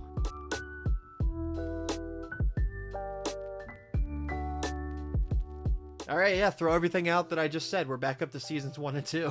Human Target is really good. It's the best episode of the season since the premiere, and it feels like everything is firing on all cylinders. I really love Diggle and Renee's dynamic a lot, and this felt like a natural conclusion to the Diggle arc, as frustrating as it has been.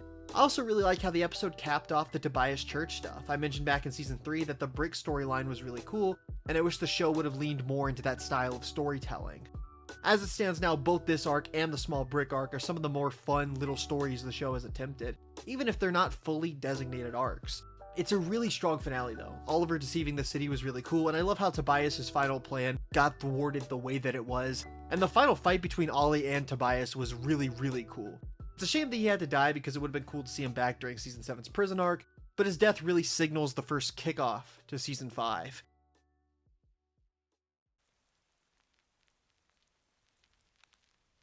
This episode's really, really good. The only main issue I have with it is the drama within the team. It's just sort of pointless and it's always aggravated me. I think the secret keeping is stupid, and while the recruits have a reason to be mad, putting it all behind Evelyn doesn't work because she's clearly the most underwritten character at the moment. The city panic scene also just felt like filler, much like the Quentin stuff as well. None of that is terrible, but it does bring down the otherwise incredibly compelling Prometheus plot, because I love him using the list, and bringing it back felt like such a great callback. Season 5 is really getting into that swing that I know and love.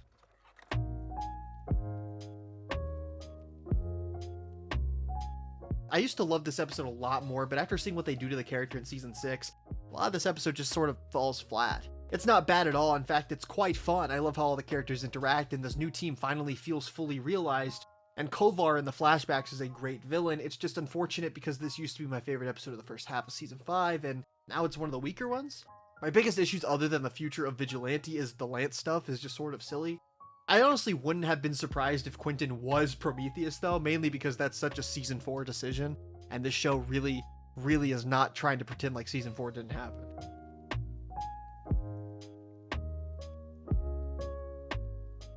I wish this episode was better. The actual 100th episode stuff is really well done. However, just like this episode harms the crossover structure, I think the crossover harms the rest of this episode. It just doesn't feel like the show gets the proper amount of time to develop its ideas because there have to be subplots revolving around the heroes saving Oliver and company. And then the ending has to tie back into the crossover, and Still, I do really like the stuff that we do here. It's a great celebration of the show with some killer action and a lot of iconic moments. It just makes me really happy The Flash didn't repeat the mistake when they got to their 100th episode.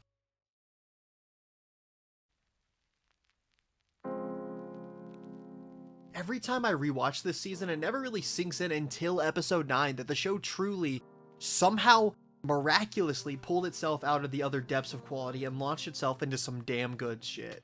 This episode moves so many pieces into place, and it's really fun to watch Prometheus orchestrate everything.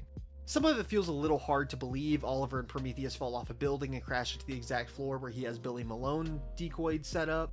But ultimately the theatrics of all of it are so fun to watch.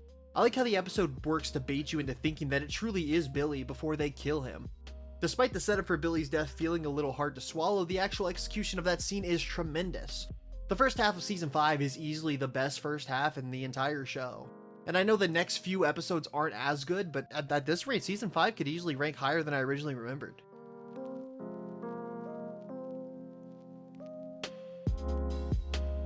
It was funny. I remember when this episode aired, everyone overreacted. It was fun, but Arrow was bad again. I don't think this episode is actually bad, but it's easily the worst of the season so far. It's just pretty dull. I don't like the Black Siren and Prometheus stuff, because Prometheus himself isn't even interesting here. It just feels like a big misstep in the season as far as its plot is concerned. It's got two major redeeming qualities though. I really like the stuff with John and Adrian, and Renee and Curtis. Really cool character stuff from both groups.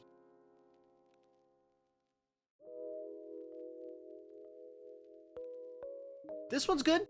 I actually quite like the main plot with Ollie, Renee, and Curtis in Hub City. I just wish more of the episode was dedicated to that. I like Dinah's introduction a lot. This episode solidifies Renee as a really strong character, and Sean Sonis is also a really cool villain. I like seeing comic accurate Count Vertigo. I loved Oliver's pep talk failing too with Dinah because he's no Barry Allen. Speaking of, it's cool to see a little Flash cameo. Felicity's plot is terrible though. I never want to hear the words Ghost Fox Goddess one more time.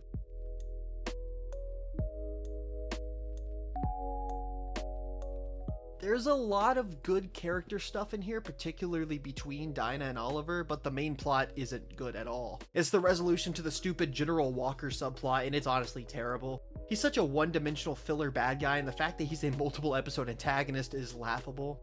It's got a cool climax though, but can we never touch nukes again? Please?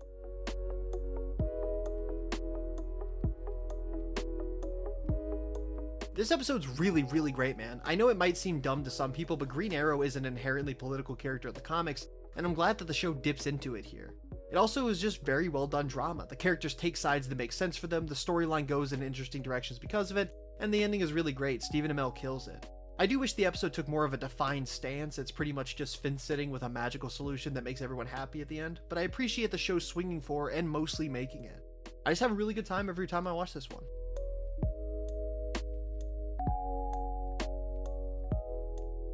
This one's alright. It's nothing special, but it's fairly entertaining.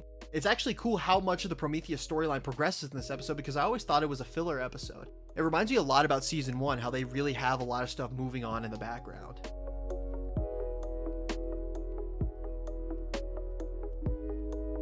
This episode rules. It's absolutely amazing. It's one of the best episodes of the entire show, and it's almost entirely focused on political drama.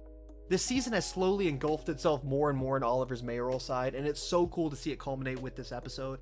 I love the vigilante plot, the action is awesome, and the stuff with Prometheus is so damn cool. The season kicks off here and it just goes insane. I love the Prometheus reveal. I remember when I was watching this and I was like, okay, what happened? At this point, Arrow was better than The Flash because The Flash season 3 was starting to suck.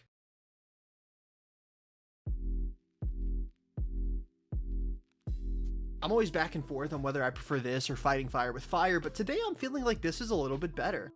It's just such an amazing episode. Chase's plan is so layered and fun to watch, and Josh Sagari just completely blows the lid off and delivers an insane performance. It feels like the entire season has led up to this moment, and it's a huge sigh of relief, but one that also just grabs you back and thrusts you into the next stage of the season. If I had one issue, I think the pacing is a little off at times. Sometimes it grinds to a halt and it can feel a little frustrating because we were moving so well. I also think Pike getting hospitalized just felt kind of thrown in. Still, easily the best episode of the season so far.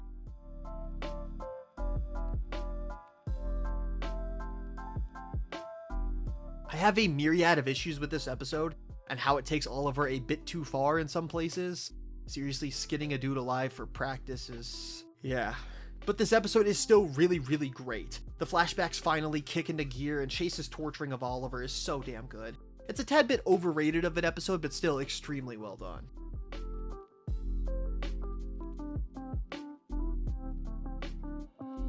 This one's not nearly as good as the prior 3 episodes, but it's still such a good time. I love watching Oliver go to such lengths, and seeing the team fracture as a result of the prior episode was really, really good. Of course, the cliffhanger is awesome. Any major issues mainly just boil down to the Helix stuff sucking like it always does this season.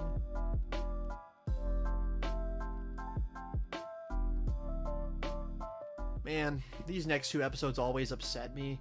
We're coming off a string of like 4 bangers back to back to back to back, and we're greeted with this. It's not a huge surprise. Like I just said, the Helix stuff has continued to be really, really bad, so focusing an entire episode on it was never going to be a success. But this episode is just annoying as hell. I don't like Felicity going to the dark side. I think plots about going to the dark side are so stupid anyways. If the Felicity plot wasn't bad enough, we get some stupid Lila and Diggle plotline. Why is he so mad that the leader of Argus, a covert and secret government agency, is doing such shit? It's the government, that's what they do.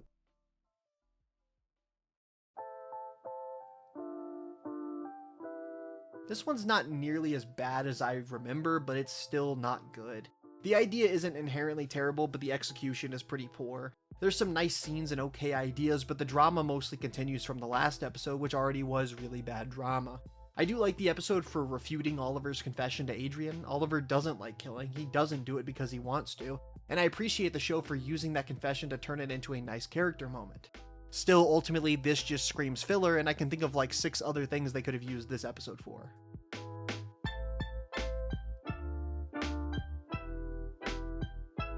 It's honestly crazy that if you take the final flashback scene and change it to Oliver getting rescued, this episode is legitimately just a season finale. And it's so damn good. The callbacks to season 1 are fun, the stakes are high, even if weaponized tuberculosis is a little silly, it still works.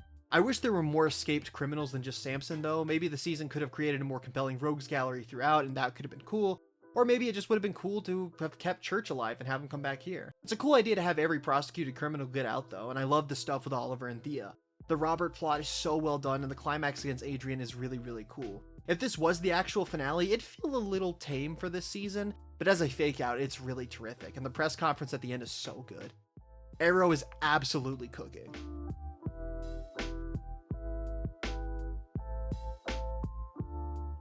Yeah, this episode's fantastic. I've always liked this one, but this time I watched it through, I realized this is one of my favorite episodes of the show. Such an utterly amazing penultimate episode that ups the stakes in an incredible way. Chase's plan is so thought through and compelling, and the way the episode ramps up Oliver's team ending with Slade. Ooh, so good. This is such a great episode, and I can't wait for the finale.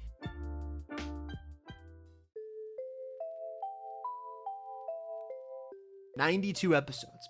It took 92 episodes for Arrow to come close to topping the shining achievement of itself that is Season 1, Episode 23, Sacrifice.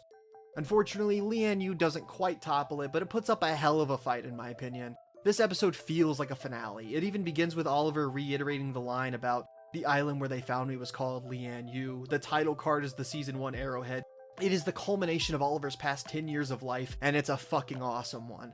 The entire episode has you on edge. I'm actually a little frustrated right now because I talked so long about the abomination that was Schism, but when it comes to this episode, I'm at a loss for words because it's just so good. It's such a great resolution to everything the show has been doing up until this point. I even like Malcolm's death. I think that was really, really well handled, and the cliffhanger is so good. Adrian Chase cements himself as the show's greatest villain, and the ending is amazing. This is easily the best comeback story since the Patriots beat the Falcons in the Super Bowl. Wait, that happened the same year this came out.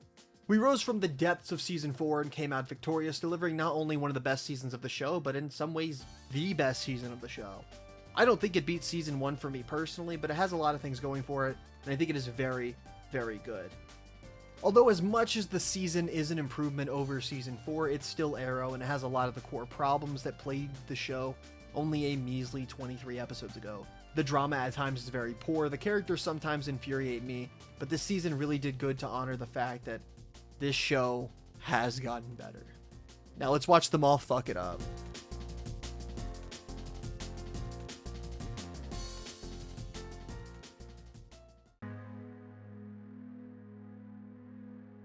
Arrow is not a show that I'd describe as confident, especially in its later years. Season 4 felt like a very big, we're not trying to be as dark season, and Season 5, for as much as I love it, is very much an apology for Season 4. Season 6's premiere, though, is weirdly confident. It opens with a huge action set piece, a missile exploding, and the budget feels like it's soared through the roof. The team is a very well-oiled machine, and everything is working great until a big cliffhanger at the end. It sounds familiar. It sounds a lot like Season 3's opening. I'm not sure I like Arrow when it's confident. Don't get me wrong, I don't think anything here is truly bad, but it's also hollow and just going through the motions. Confident Arrow is not a good thing. I think I've realized that. This show is at its most interesting when it's proving itself and when it's having to try harder. This premiere feels so much like, hey, we already won them back with Season 5, we don't need to try too hard. There's nothing of consequence from the end of Season 5. There's no point in carrying the show onward, it feels like. The show already feels tired, and we're one episode into Season 6.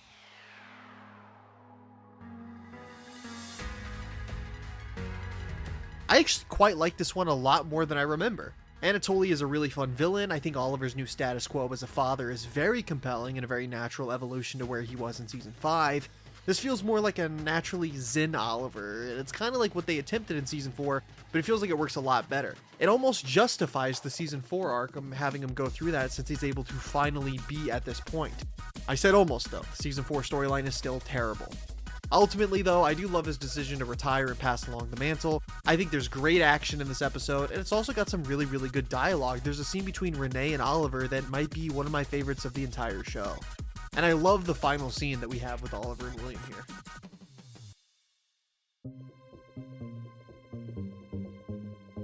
This episode peaked when Diggle, as Green Arrow, rode with some truckers and insulted the driver's taste in music.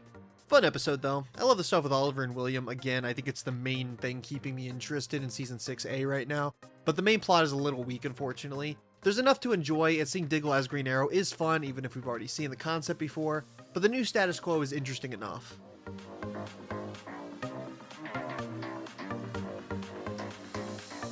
This is one of those episodes that slowly but surely gets worse the longer it goes on. It starts out decently enough with Helix coming back, but then Felicity gets really toxic and Cade and James plans to take down the entire internet that just so happens to exist entirely within Star City. It sucks because the idea of Oliver in the bunker and Felicity in the field is a very fun idea, but it's wasted on such a nonsensical and boring episode that quite literally feels like a season 4 offering. Like this feels just like the calculator episode from that season. We have dropped from season 5, man. Just 4 episodes in.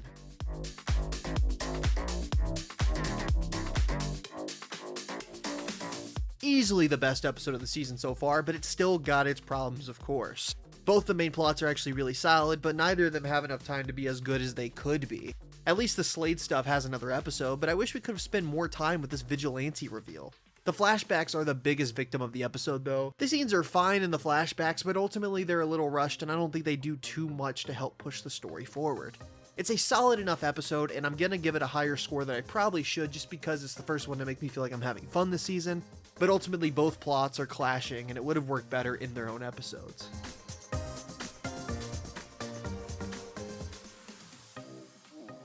Hey, that's pretty good! Much like the prior episode, this one struggles between 2 plots. The difference is the Slade and Oliver stuff is much stronger here, and the Team Arrow stuff is a lot weaker here. The end result is negligible though, and the 2 episodes are probably on the same level. I love everything with Slade and his son. It's so damn good and compelling. Joe is a great antagonist, and I wish he would have returned in a better capacity than his brief stint in season 7. The flashbacks are actually really good too. They actually retroactively make Slade a far stronger villain in season 2 because they're filmed and executed in such a good way that honestly makes his mindset work a lot more. Unfortunately, the other stuff is not great. It's not terrible, it's just not super interesting to see Diggle wrestle with his drug addiction. The Diggle I know from the show would have immediately stopped Ricardo Diaz regardless of any drugs. I can't believe John would even consider letting Diaz go. And Diaz himself is also painfully underwhelming. Good episode, carried heavily by the Slade plot, but ultimately, I still enjoy it.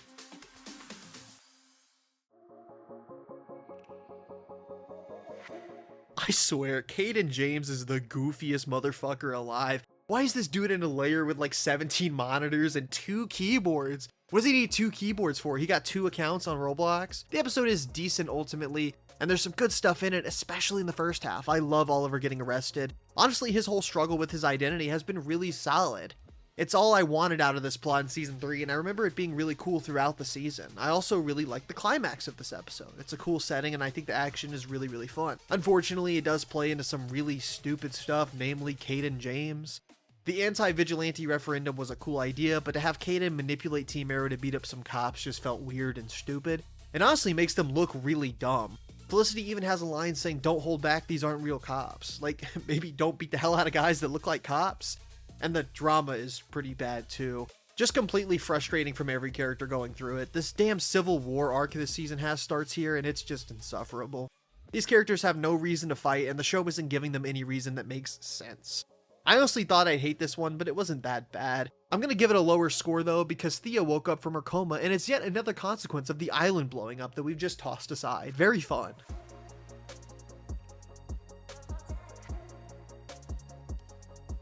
It's solid. Hard to talk about this crossover too much since it exists within the context of the rest of the event. But I enjoyed myself. It slows things down a little too much from the prior episode and often feels like the drama hour, but I can get behind it when most of the conversations are good. And there's some pretty great action in here as well. I also really like the scene with Tommy and Oliver.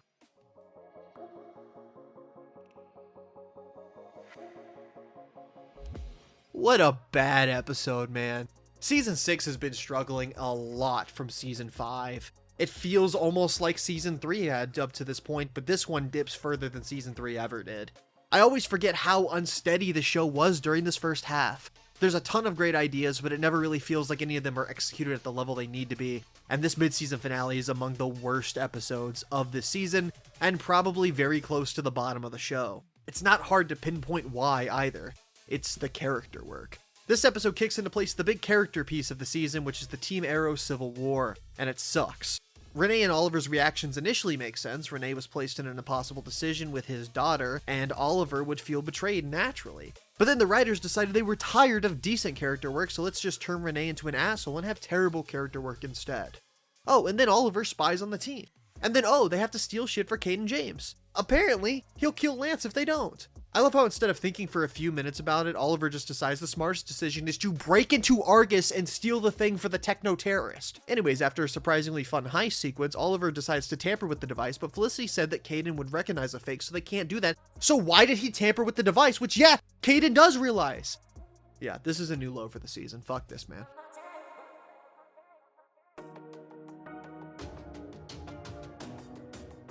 It's not as bad as episode 9, but it's so boring. It's so boring. Why did it take Team Arrow 9 episodes to learn they were bugged? Why is Caden trying to be a crime lord? One thing I hate about this episode is it raises questions and then fails to answer them. Like multiple times the characters just go, if Caden has surveillance proof that Oliver's the Green Arrow, why is he just sitting on it? And then they never answer it. Like maybe answer it. The only highlight is that the action is fantastic, but the action's been really good the rest of the season too.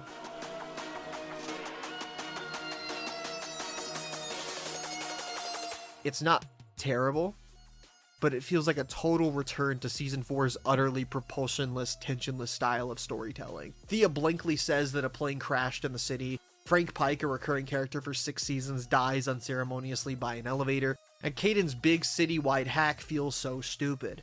I hate to compare it to the Season 4 finale, but it does remind me of the Season 4 finale, and that this should be a huge, monumental, cataclysmic thing attacking the city, and everyone's kind of carrying on like it's just any other day. There's some decent character work to help save it though. Oliver and William have a very strong arc, the storytelling with them has been good all season, and this new Team Arrow stuff is really dumb, but Dinah, Curtis, and Renee are fun to watch together.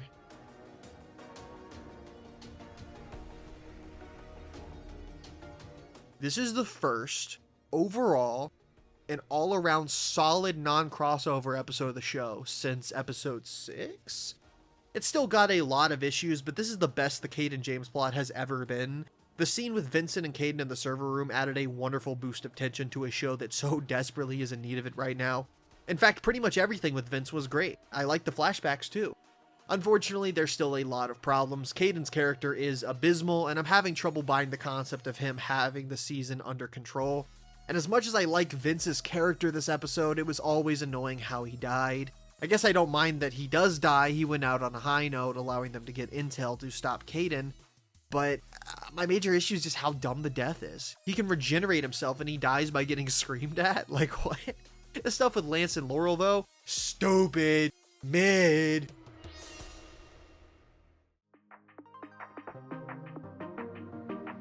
You know, this episode is actually fairly good. I feel like Season 6 is kind of getting into the nice little rhythm of utter mediocrity. Caden James has been this show's worst villain easily, I already said that. And that being said, though, this episode does give Michael Emerson a lot more to work with, which easily led to the best version of Caden that we've gotten so far. The flashbacks weren't super interesting, but they did an okay job to develop the character enough to end him on, I guess, what you could call a high note. This episode mainly struggles with, you guessed it, tension. Never at any point in this episode did this feel like the final confrontation between Team Arrow and Caden James. They sort of just figure out the video was a ruse and then they go to stop him. It ends up wrapping up the plot nicely enough, I guess. Some nice character beats with Oliver and William, and then we're off to the races. It's a fine episode, but again, the show needed to move on from Caden, so this feels more like a mercy killing than the climactic closing chapter to the saga. At least this storyline's finally over.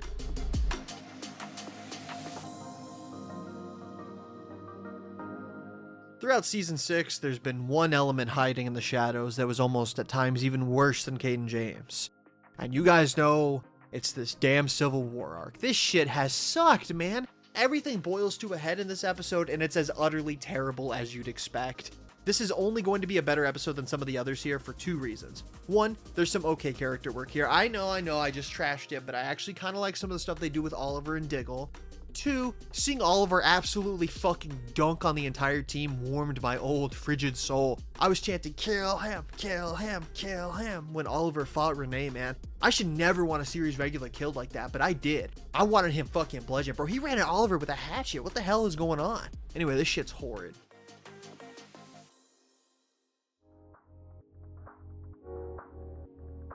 Holy shit. Do you guys hear that? You guys hear that? It's the sound of the first truly great episode of this show in 9 episodes? What? Man, this is awesome. Diaz is actually really, really good. It's confounding that they made us wait 15 episodes for him to show up and really show off. I love his screen presence. I love how he's conquered the city in the shadows. It's such a damn fun way to reveal a villain. Roy's return was sick too. He wasn't in it that much, but I love seeing Thea suit back up, and I thought the whole action scene at the end was really, really good. What a great episode, man. It really kicks things back into gear. Diaz is great, and there's cool plot developments all around. I really, really like this one.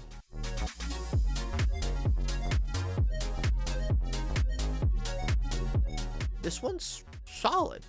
Not a huge fan of Athena and her little club or whatever, but I enjoyed the character work with Thea, and the action was really, really solid.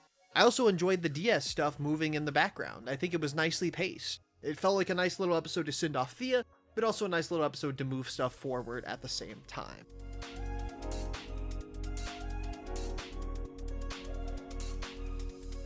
Arrow Season 6 just decided to lock the fuck in out of nowhere, man. What the hell? This episode is really, really good.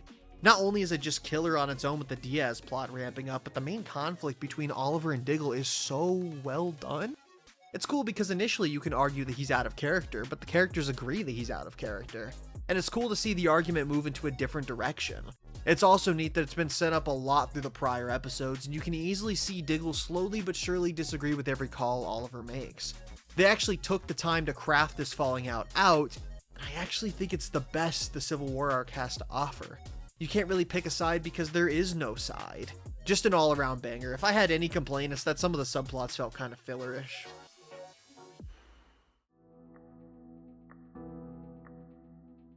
Yep, that's fucking awesome. Where was this all season? No, seriously, where was it?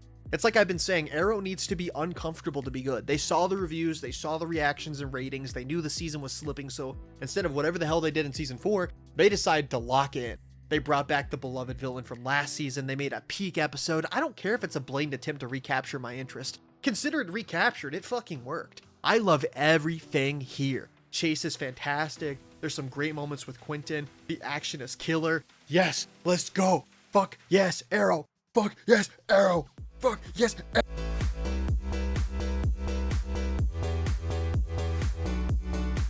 Diaz is such a sick motherfucker, man. I cannot lie. You know, we've had villain flashbacks before, but this episode is really, really enjoyable. Focusing the entire episode on the villain's current plans was pretty fun, and it was always weird that the Quadrant wasn't a bigger threat in the show, but it's fine at the end of the day. I just had a really fun time seeing Diaz be Diaz. He's a way stronger villain in season 6 than I remembered him, and it's crazy that the entire episode dedicated to him works as well as it does.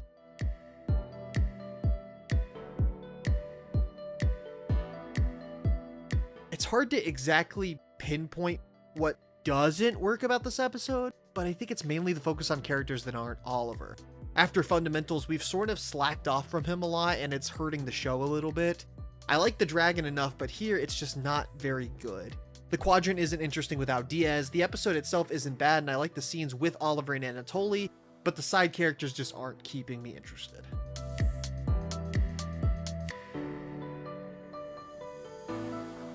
This one's just awesome, man. Not only are the actual trial moments great and tinged and pay off the storyline throughout the whole season, but I think all the twists make for a really, really fun episode.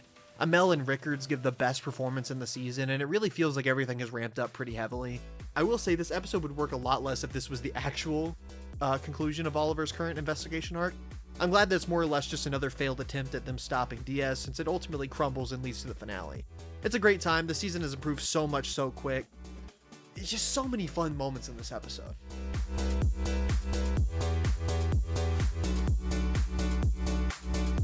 There's a lot of really great moments here, but ultimately I think it's a little too bare bones to work. I don't mind what happens here at all, but the season otherwise feels completely ready to just get to the finale. The action is fantastic throughout, and the direction and performances are solid. Ultimately, though, it just kind of feels like a padding episode that doesn't set the stage for the finale in the way that I wanted it to.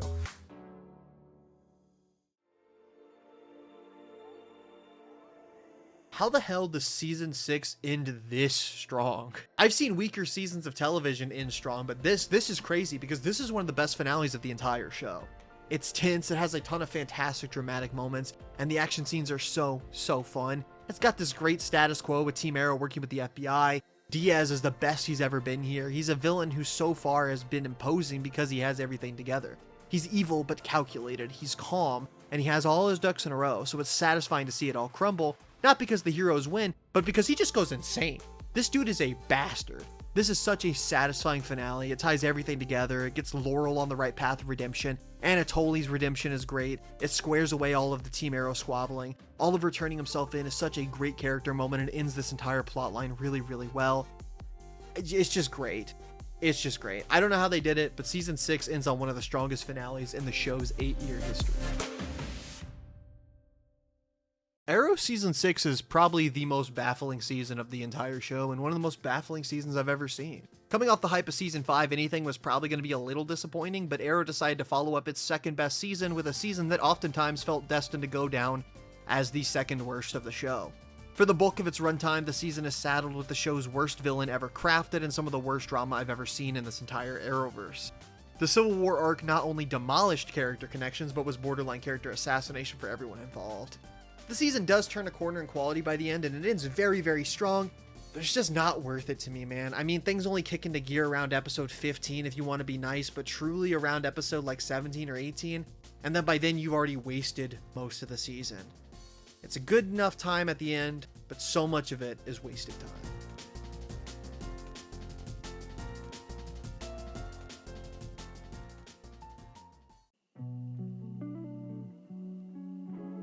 This is honestly such a messy episode at the end of the day.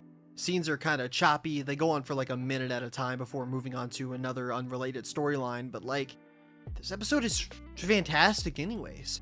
All the separate parts end up working by the end, and this episode is so good at showing how different the status quo is and just how different Arrow feels. I love that it's not Oliver in prison, but it's also a completely new world for every character. It feels like the show has moved into a new distinct chapter, and I love that.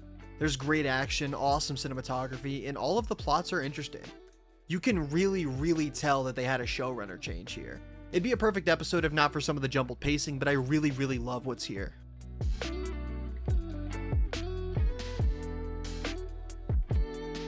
This is the most mature and interesting the show has been since season 1, and even more so than season 5. Honestly, the only reason this isn't a little bit higher is because the Oliver stuff was honestly a bit of a drag. It's not bad, and there's still a ton of interesting character beats, but it's surprising how much more interested I was in the stuff going on outside of Slabside. I love seeing Renee, Felicity, and Curtis do some vigilante stuff in civilian clothes. I love Diggle's role in the episode, and again, I'm just loving how much the show is selling this new status quo. And of course, the climax is fucking awesome. You know, I said Arrow doesn't usually feel confident, but right now it does, and it's honestly for the best because is it too early to say this season might be the best of the show?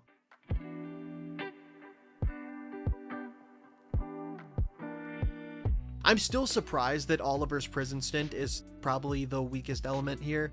It's not bad, and it gives way to some pretty brutal and fantastic fight scenes, but it's just sort of a wild goose chase. The plot is mainly kept alive by the scenes just being really good and really well written, even if the plot isn't moving anywhere super interesting. I really love the other plots though. Again, Felicity, Watson, Dinah, and Renee trying to stop Diaz is so fun.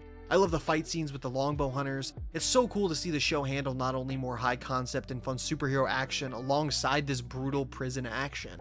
I guess the major issue, and I say that word lightly, with the show right now is it's juggling too many great ideas. The hunt for Diaz is engaging as hell, the flash forwards are actually pretty neat, and Oliver's prison scenes are still awesome, and even the Argus conspiracy stuff is shaping up nicely. It just kind of feels like the show can't truly put out a showstopper because it keeps swerving through plots like this.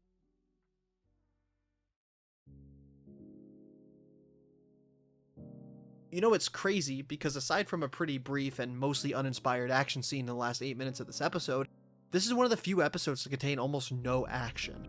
It's just great drama from, like, everyone. This show is on fire right now. Every single plot is good. I'm loving the stuff with Renee and Dinah. Felicity's arc is so well handled, and the stuff with Oliver and Slabside, I mean, this is what I wanted from it. This is some of the best character work the show has ever done.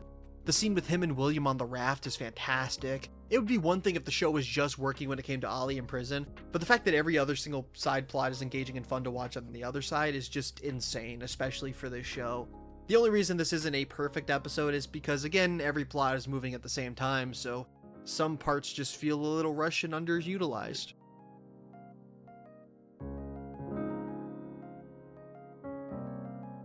So this is like probably the worst episode of season 7 so far, but guess what? It's still really great. As annoyed as I can be that Talia survived the season 5 finale, what her and Oliver get up to in level 2 is actually really fun.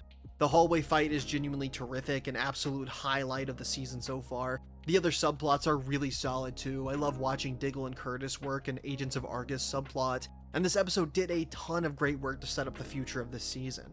Laurel, Felicity, and Dinah subplot was really good too. I'm seriously digging the emphasis on these characters and new dynamics.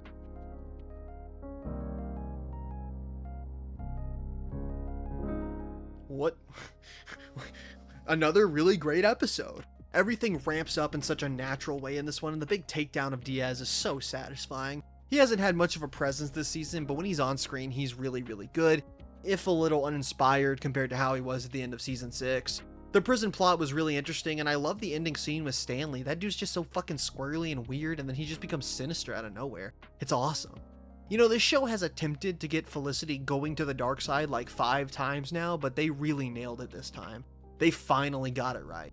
Shout out to this show of all shows figuring out a logical and compelling reason to free Oliver too. I mean that genuinely, it's not contrived at all, and it's actually really well thought out to get him out of prison. I always remember being worried that it would end with a character just rolling in as a shapeshifted version of another character in a wheelchair and Oliver walking out as a free man, but no show in the Arrowverse would ever get rid of a prison plot with that lazy of an execution.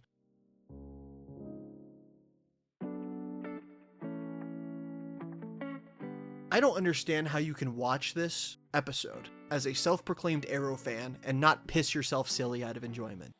Arrow Season 7 has been minute to minute, scene for scene, episode by episode, beat for fucking beat, probably the strongest this show has ever been. Not even probably, just the strongest this show has ever been.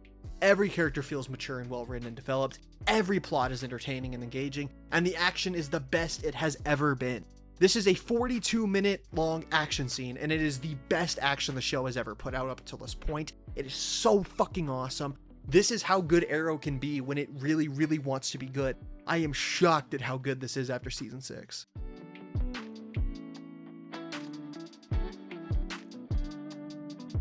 What a damn fun episode, man. It completely earns its feeling of a grand return to traditional Arrowisms. The main villain isn't anything special, but it's fun that it's a season 1 character. Great action, great drama, great character work. I really like how it really shows that Oliver's going to have to take a lot of time to get back into the groove of things. It's an Arrow Season 7 episode, so it's really good.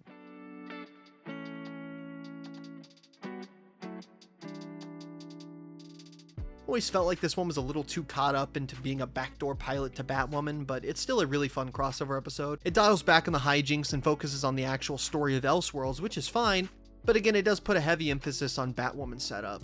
Great action though, nothing much else to say. It kind of exists in the own little universe of the crossover.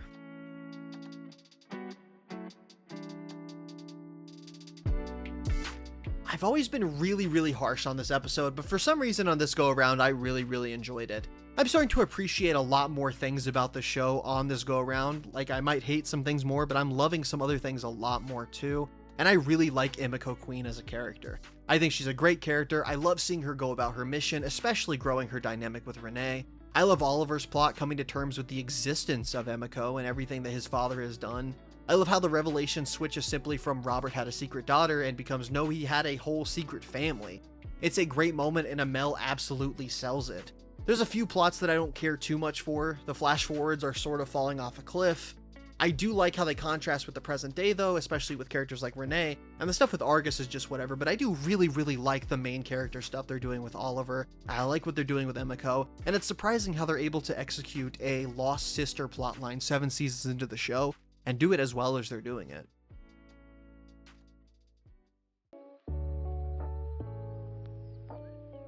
This is a very thematically resonant episode of the show, which I usually would not ever say about Arrow, but this one was really interesting. I love the ideas this episode presents, and the stuff with Sam Hackett is really good up until the end. The Argus stuff isn't very good though, unfortunately. It's not terrible, but it just feels like a waste of time. I don't care about the Ghost Protocol or whatever the hell it's called. It's the weakest episode of season 7 so far, but it's far from bad. It's just kind of eh.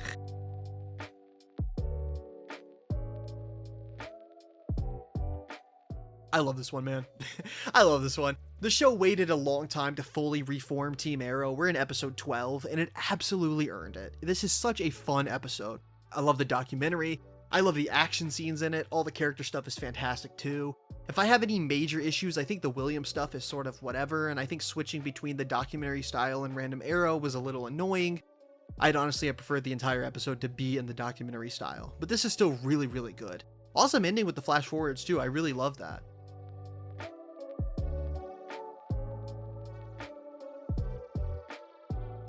This one's interesting. Stanley is really good, and the horror vibes are pretty fun too, especially with Team Arrow searching for him. Unfortunately, this episode really struggles with the William plot, kinda like I mentioned in the last one.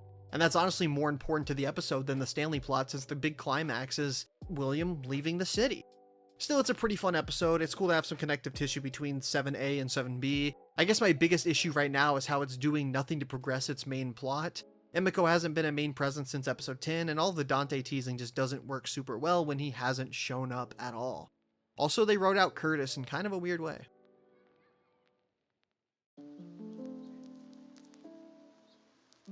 Great episode. I really like the relationship that forms between Felicity and Laurel throughout the season, and I think it's really interesting and fun here. I think the main plot with this one is really enjoyable. It doesn't entirely make up for the fake Suicide Squad plot being as meandering and dumb as it has been, but it's a cool climax. I'm a big fan of how Diaz dies in this episode too. Dante's intro is also really sick. It's such an awesome fight. It really feels like the season's trying its best now to push everything into gear.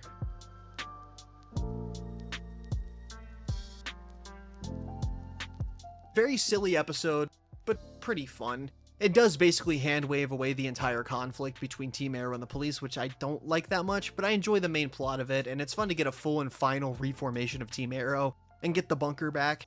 The show has earned it, even if it is a little sad that we might start going back into standard Arrow.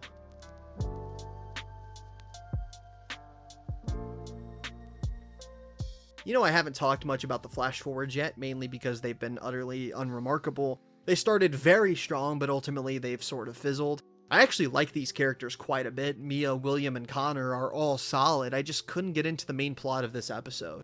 It's not terrible, but it's just so rehashed and dull. Great action though, easily season 7's worst episode so far though.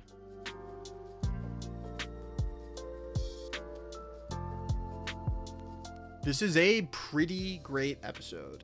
Dante is a really strong antagonist for the time that he's on the show, even if it's not very long at all. And I really like how this episode handles the betrayal between Oliver and Emiko. But it's almost more interesting to view it through Renee. Renee and Emiko's relationship is the most well-defined one, and it's very interesting to see how she clearly cares for him more than she cared for Oliver. It's a great moment where she lets him go at the end. I like the flashbacks too a lot. This one executes a really big twist in a really good way. Feels a little rushed, but I think that's because the prison arc took up so much time. But I wouldn't trade the prison arc for anything.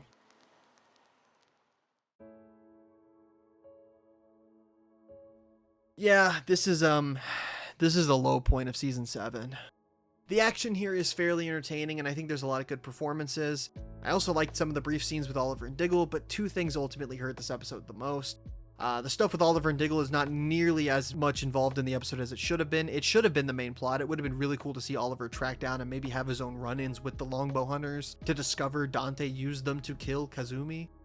2, I don't think Laurel needed this episode to complete her redemption. It honestly just feels like a time waster. Have an episode with a ton of canaries, sure, but there was no reason for her to go on a crash out episode like this. I was just honestly pretty bored. It's not a bad episode outright, but it's far, far, far from a good one. Season 7, man, you're so close. Do not screw up.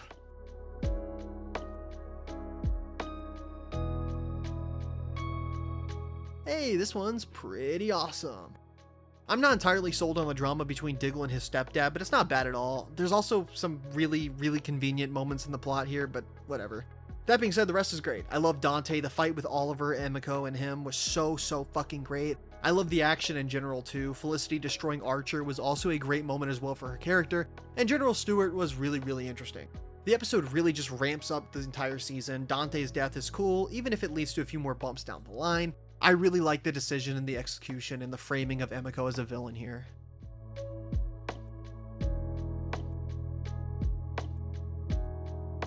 This is one of Arrow's best episodes, without a doubt. This is one of the show's most unique, interesting, and exciting episodes. It's just such a treat. I love literally every single thing about it. It's so cool to do an episode like this, but it's even cooler to do it and it work as well as it did here. The story being told is fantastic. The action was awesome. The direction was great. It's honestly kind of a filler episode just meant to pad out the episode count before they get to the finale. But when it's this good, who fucking cares? What an awesome way to spend 42 minutes. If you drop the show or haven't seen season 7, go watch this one. You don't need any context. Just put it on. It's so good.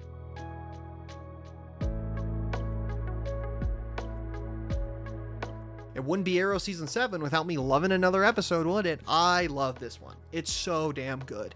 It does such a wonderful job of not only bringing Tommy back in such a great and poignant way, but also being the episode that loops everything back around to the core thesis set up in season 7, episode 4, level 2. This entire season is about Oliver slipping into his father's shoes, and I really, really think that's good. I love the realization he has at the end that he has to try something different, not only just for Emiko, but for himself and his family. He realizes he can't raise his daughter and maybe even his son as the Green Arrow. It doesn't matter if it's a part of himself, the cycle has to end. Him being a hero isn't more important than being a father. It's a natural extension of what he started to learn in season 6, and it's such a fantastic character moment for someone like Oliver.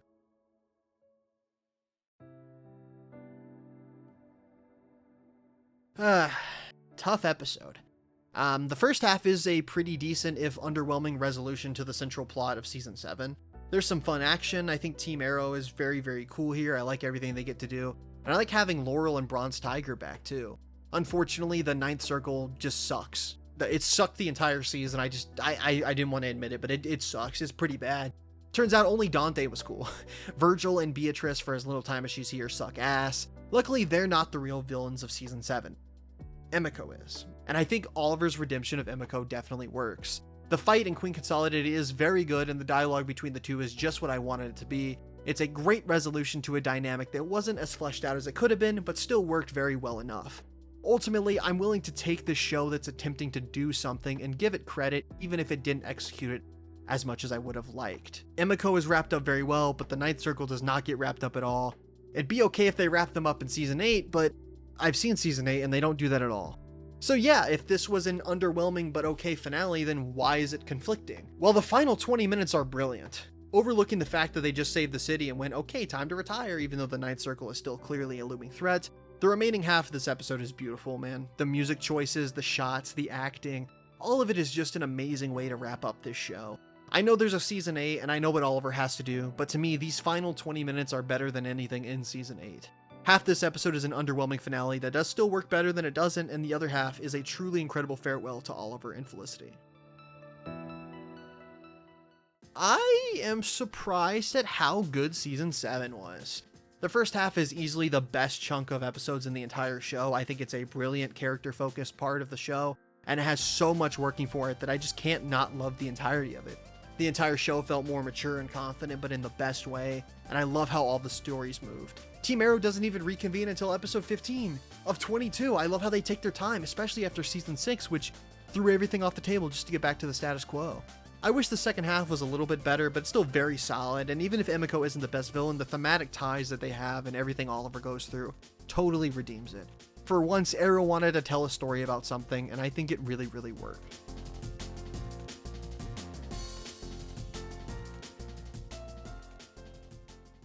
Alright, one last road to go. It's a combination of the pilot and my favorite episode of the entire show, that being the season 1 finale, with leagues of returning guest stars and a ton of amazing moments that make this entire episode just feel like plain magic. What a glorious start to the final Arrow season. I love this episode, one of the best of the entire show.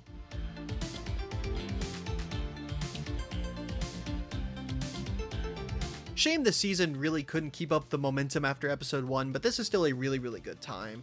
It's kind of funny though, because the episode focusing on season 1 is amazing and the episode focusing on season 3 is whatever. There's a lot of fantastic action and there's a good amount of character stuff that I enjoy. The season also is a little bit of a bother to me though, because I just inherently disagree with the entire concept of it. More on that later.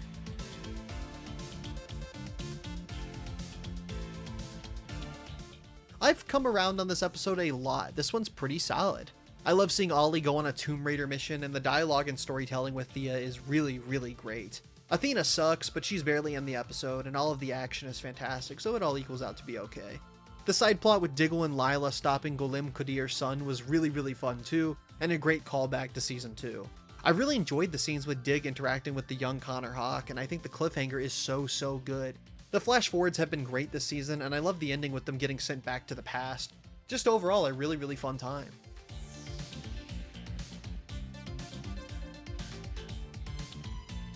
Really sucks that they didn't just do this from the start of the season, because this status quo is fucking awesome. I love all the drama with the future characters showing up, and the main plot with Deathstroke is really, really fun. I just wish we got a bit more of this stuff in the season. As it stands, this is basically the last traditional Arrow episode of the show.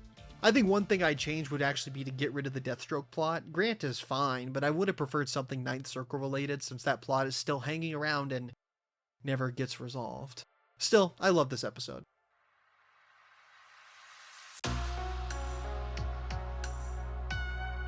This is the single most fine episode in the entire show. I have no real thoughts. The Russia stuff is whatever. I mean, wasn't my favorite part of season 5. I would have revisited a ton of other stuff instead of this one.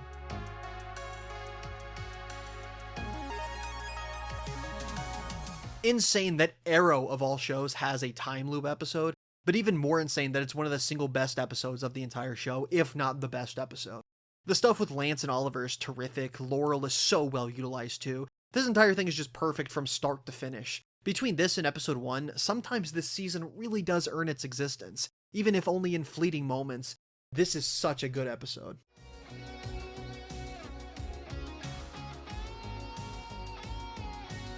It makes sense. It all ends here. Where else could it have ended? This episode bangs all the same drums of season 5's finale. It plays the same chords, it strums the same strings, all right down to the opening narration from the pilot, just like season 5's finale does. It's not as good as season 5's finale, that much is certain, but what's here is still a damn fine swan song for Arrow. And yes, I know that episodes 9 and 10 exist, and no, I do not choose to acknowledge their existence.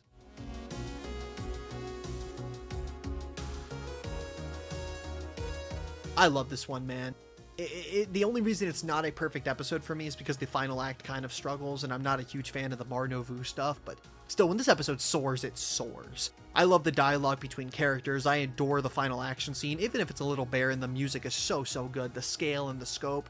It's really, really solid. It's a little underwhelming that Oliver doesn't get a full fight, but the beam clash is cool anyways. I'm easy to please. It's a fantastic episode. Oliver's role in Crisis was so damn cool.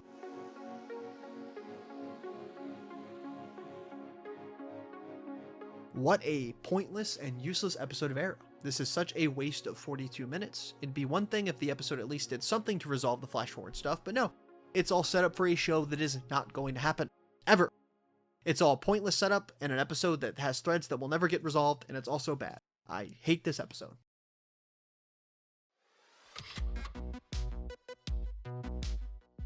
I don't see the point of this finale existing. Every time I finish Arrow, whether it be the first time it ended, or when I rewatched it in 2021 before I was doing these kinds of videos, I always just felt so unsatisfied by this episode. It's not just because of the episode itself, but of what it represents for the show. I don't like that Oliver brought back all his family and friends. It feels incredibly selfish, especially after Oliver brought back Earth 3 version of Barry's parents. Not even his real parents. And I don't really care for the whole the city safe angle that they take either. It just feels hollow and dull. The actual plot of this episode is nothing special either. In fact, some of it is actually pretty bad. The flashbacks are terrible. They continue their pointless retconning of Oliver in season 1, turning him into some brutal psychopath. And everything Diggle does is just to say the opposite of Oliver. Not to say that wasn't always their dynamic, but it just feels the most terrible that it's ever been. The action scene, though, is fantastic. It's the best action scene in the show. It might even be the best action scene I've seen in TV. But it's also narratively terrible. Oliver kills a surrendered begging man, and that's not something he ever did really in season 1. The main present-day plot just sort of happens, I guess. It's essentially a Prometheus ripoff, but somehow even more misguided. I guess I enjoy some of the character stuff they do with Roy and Thea. I just don't care. This is not a bad episode, but it's such a pointless finale. I really didn't need this episode, especially after how amazing Oliver's ending was throughout the rest of the season and with Crisis and everything. For a show that never sold me for too terribly long on characters outside of Oliver, it's not a surprise that an episode that barely features him is not one of my favorites of the show. It ultimately encapsulates the entirety of season 8. Unnecessary.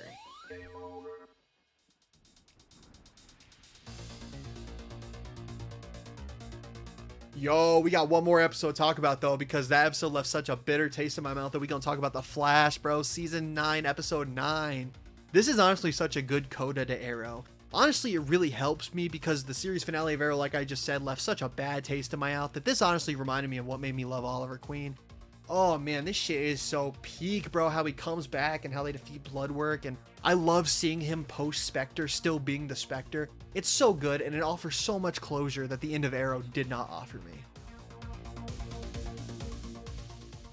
Moment to moment and episode to episode, season 8 of Arrow is a very fun and enjoyable nostalgia romp. But I just can't get over how soulless it felt and how empty I feel after watching it. I literally had to watch an episode of The Flash to get the contentness that I wanted. It's not bad, it's far from it, but it doesn't come together as the cohesive ending for the show that I really wanted, and it just feels so unnecessary. I would genuinely take the season 7 finale over all of this, and only episodes 1 and 6 truly justify their existence.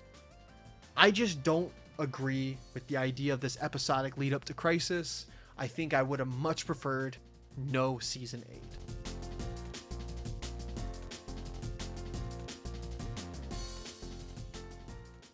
Well, that's every episode of Arrow from season 1 episode 1 to season 8 episode 10. What Arrowverse show do you want me to review next? You can say it in the comments below and I'll take the top voted answer. Thank you so much for watching.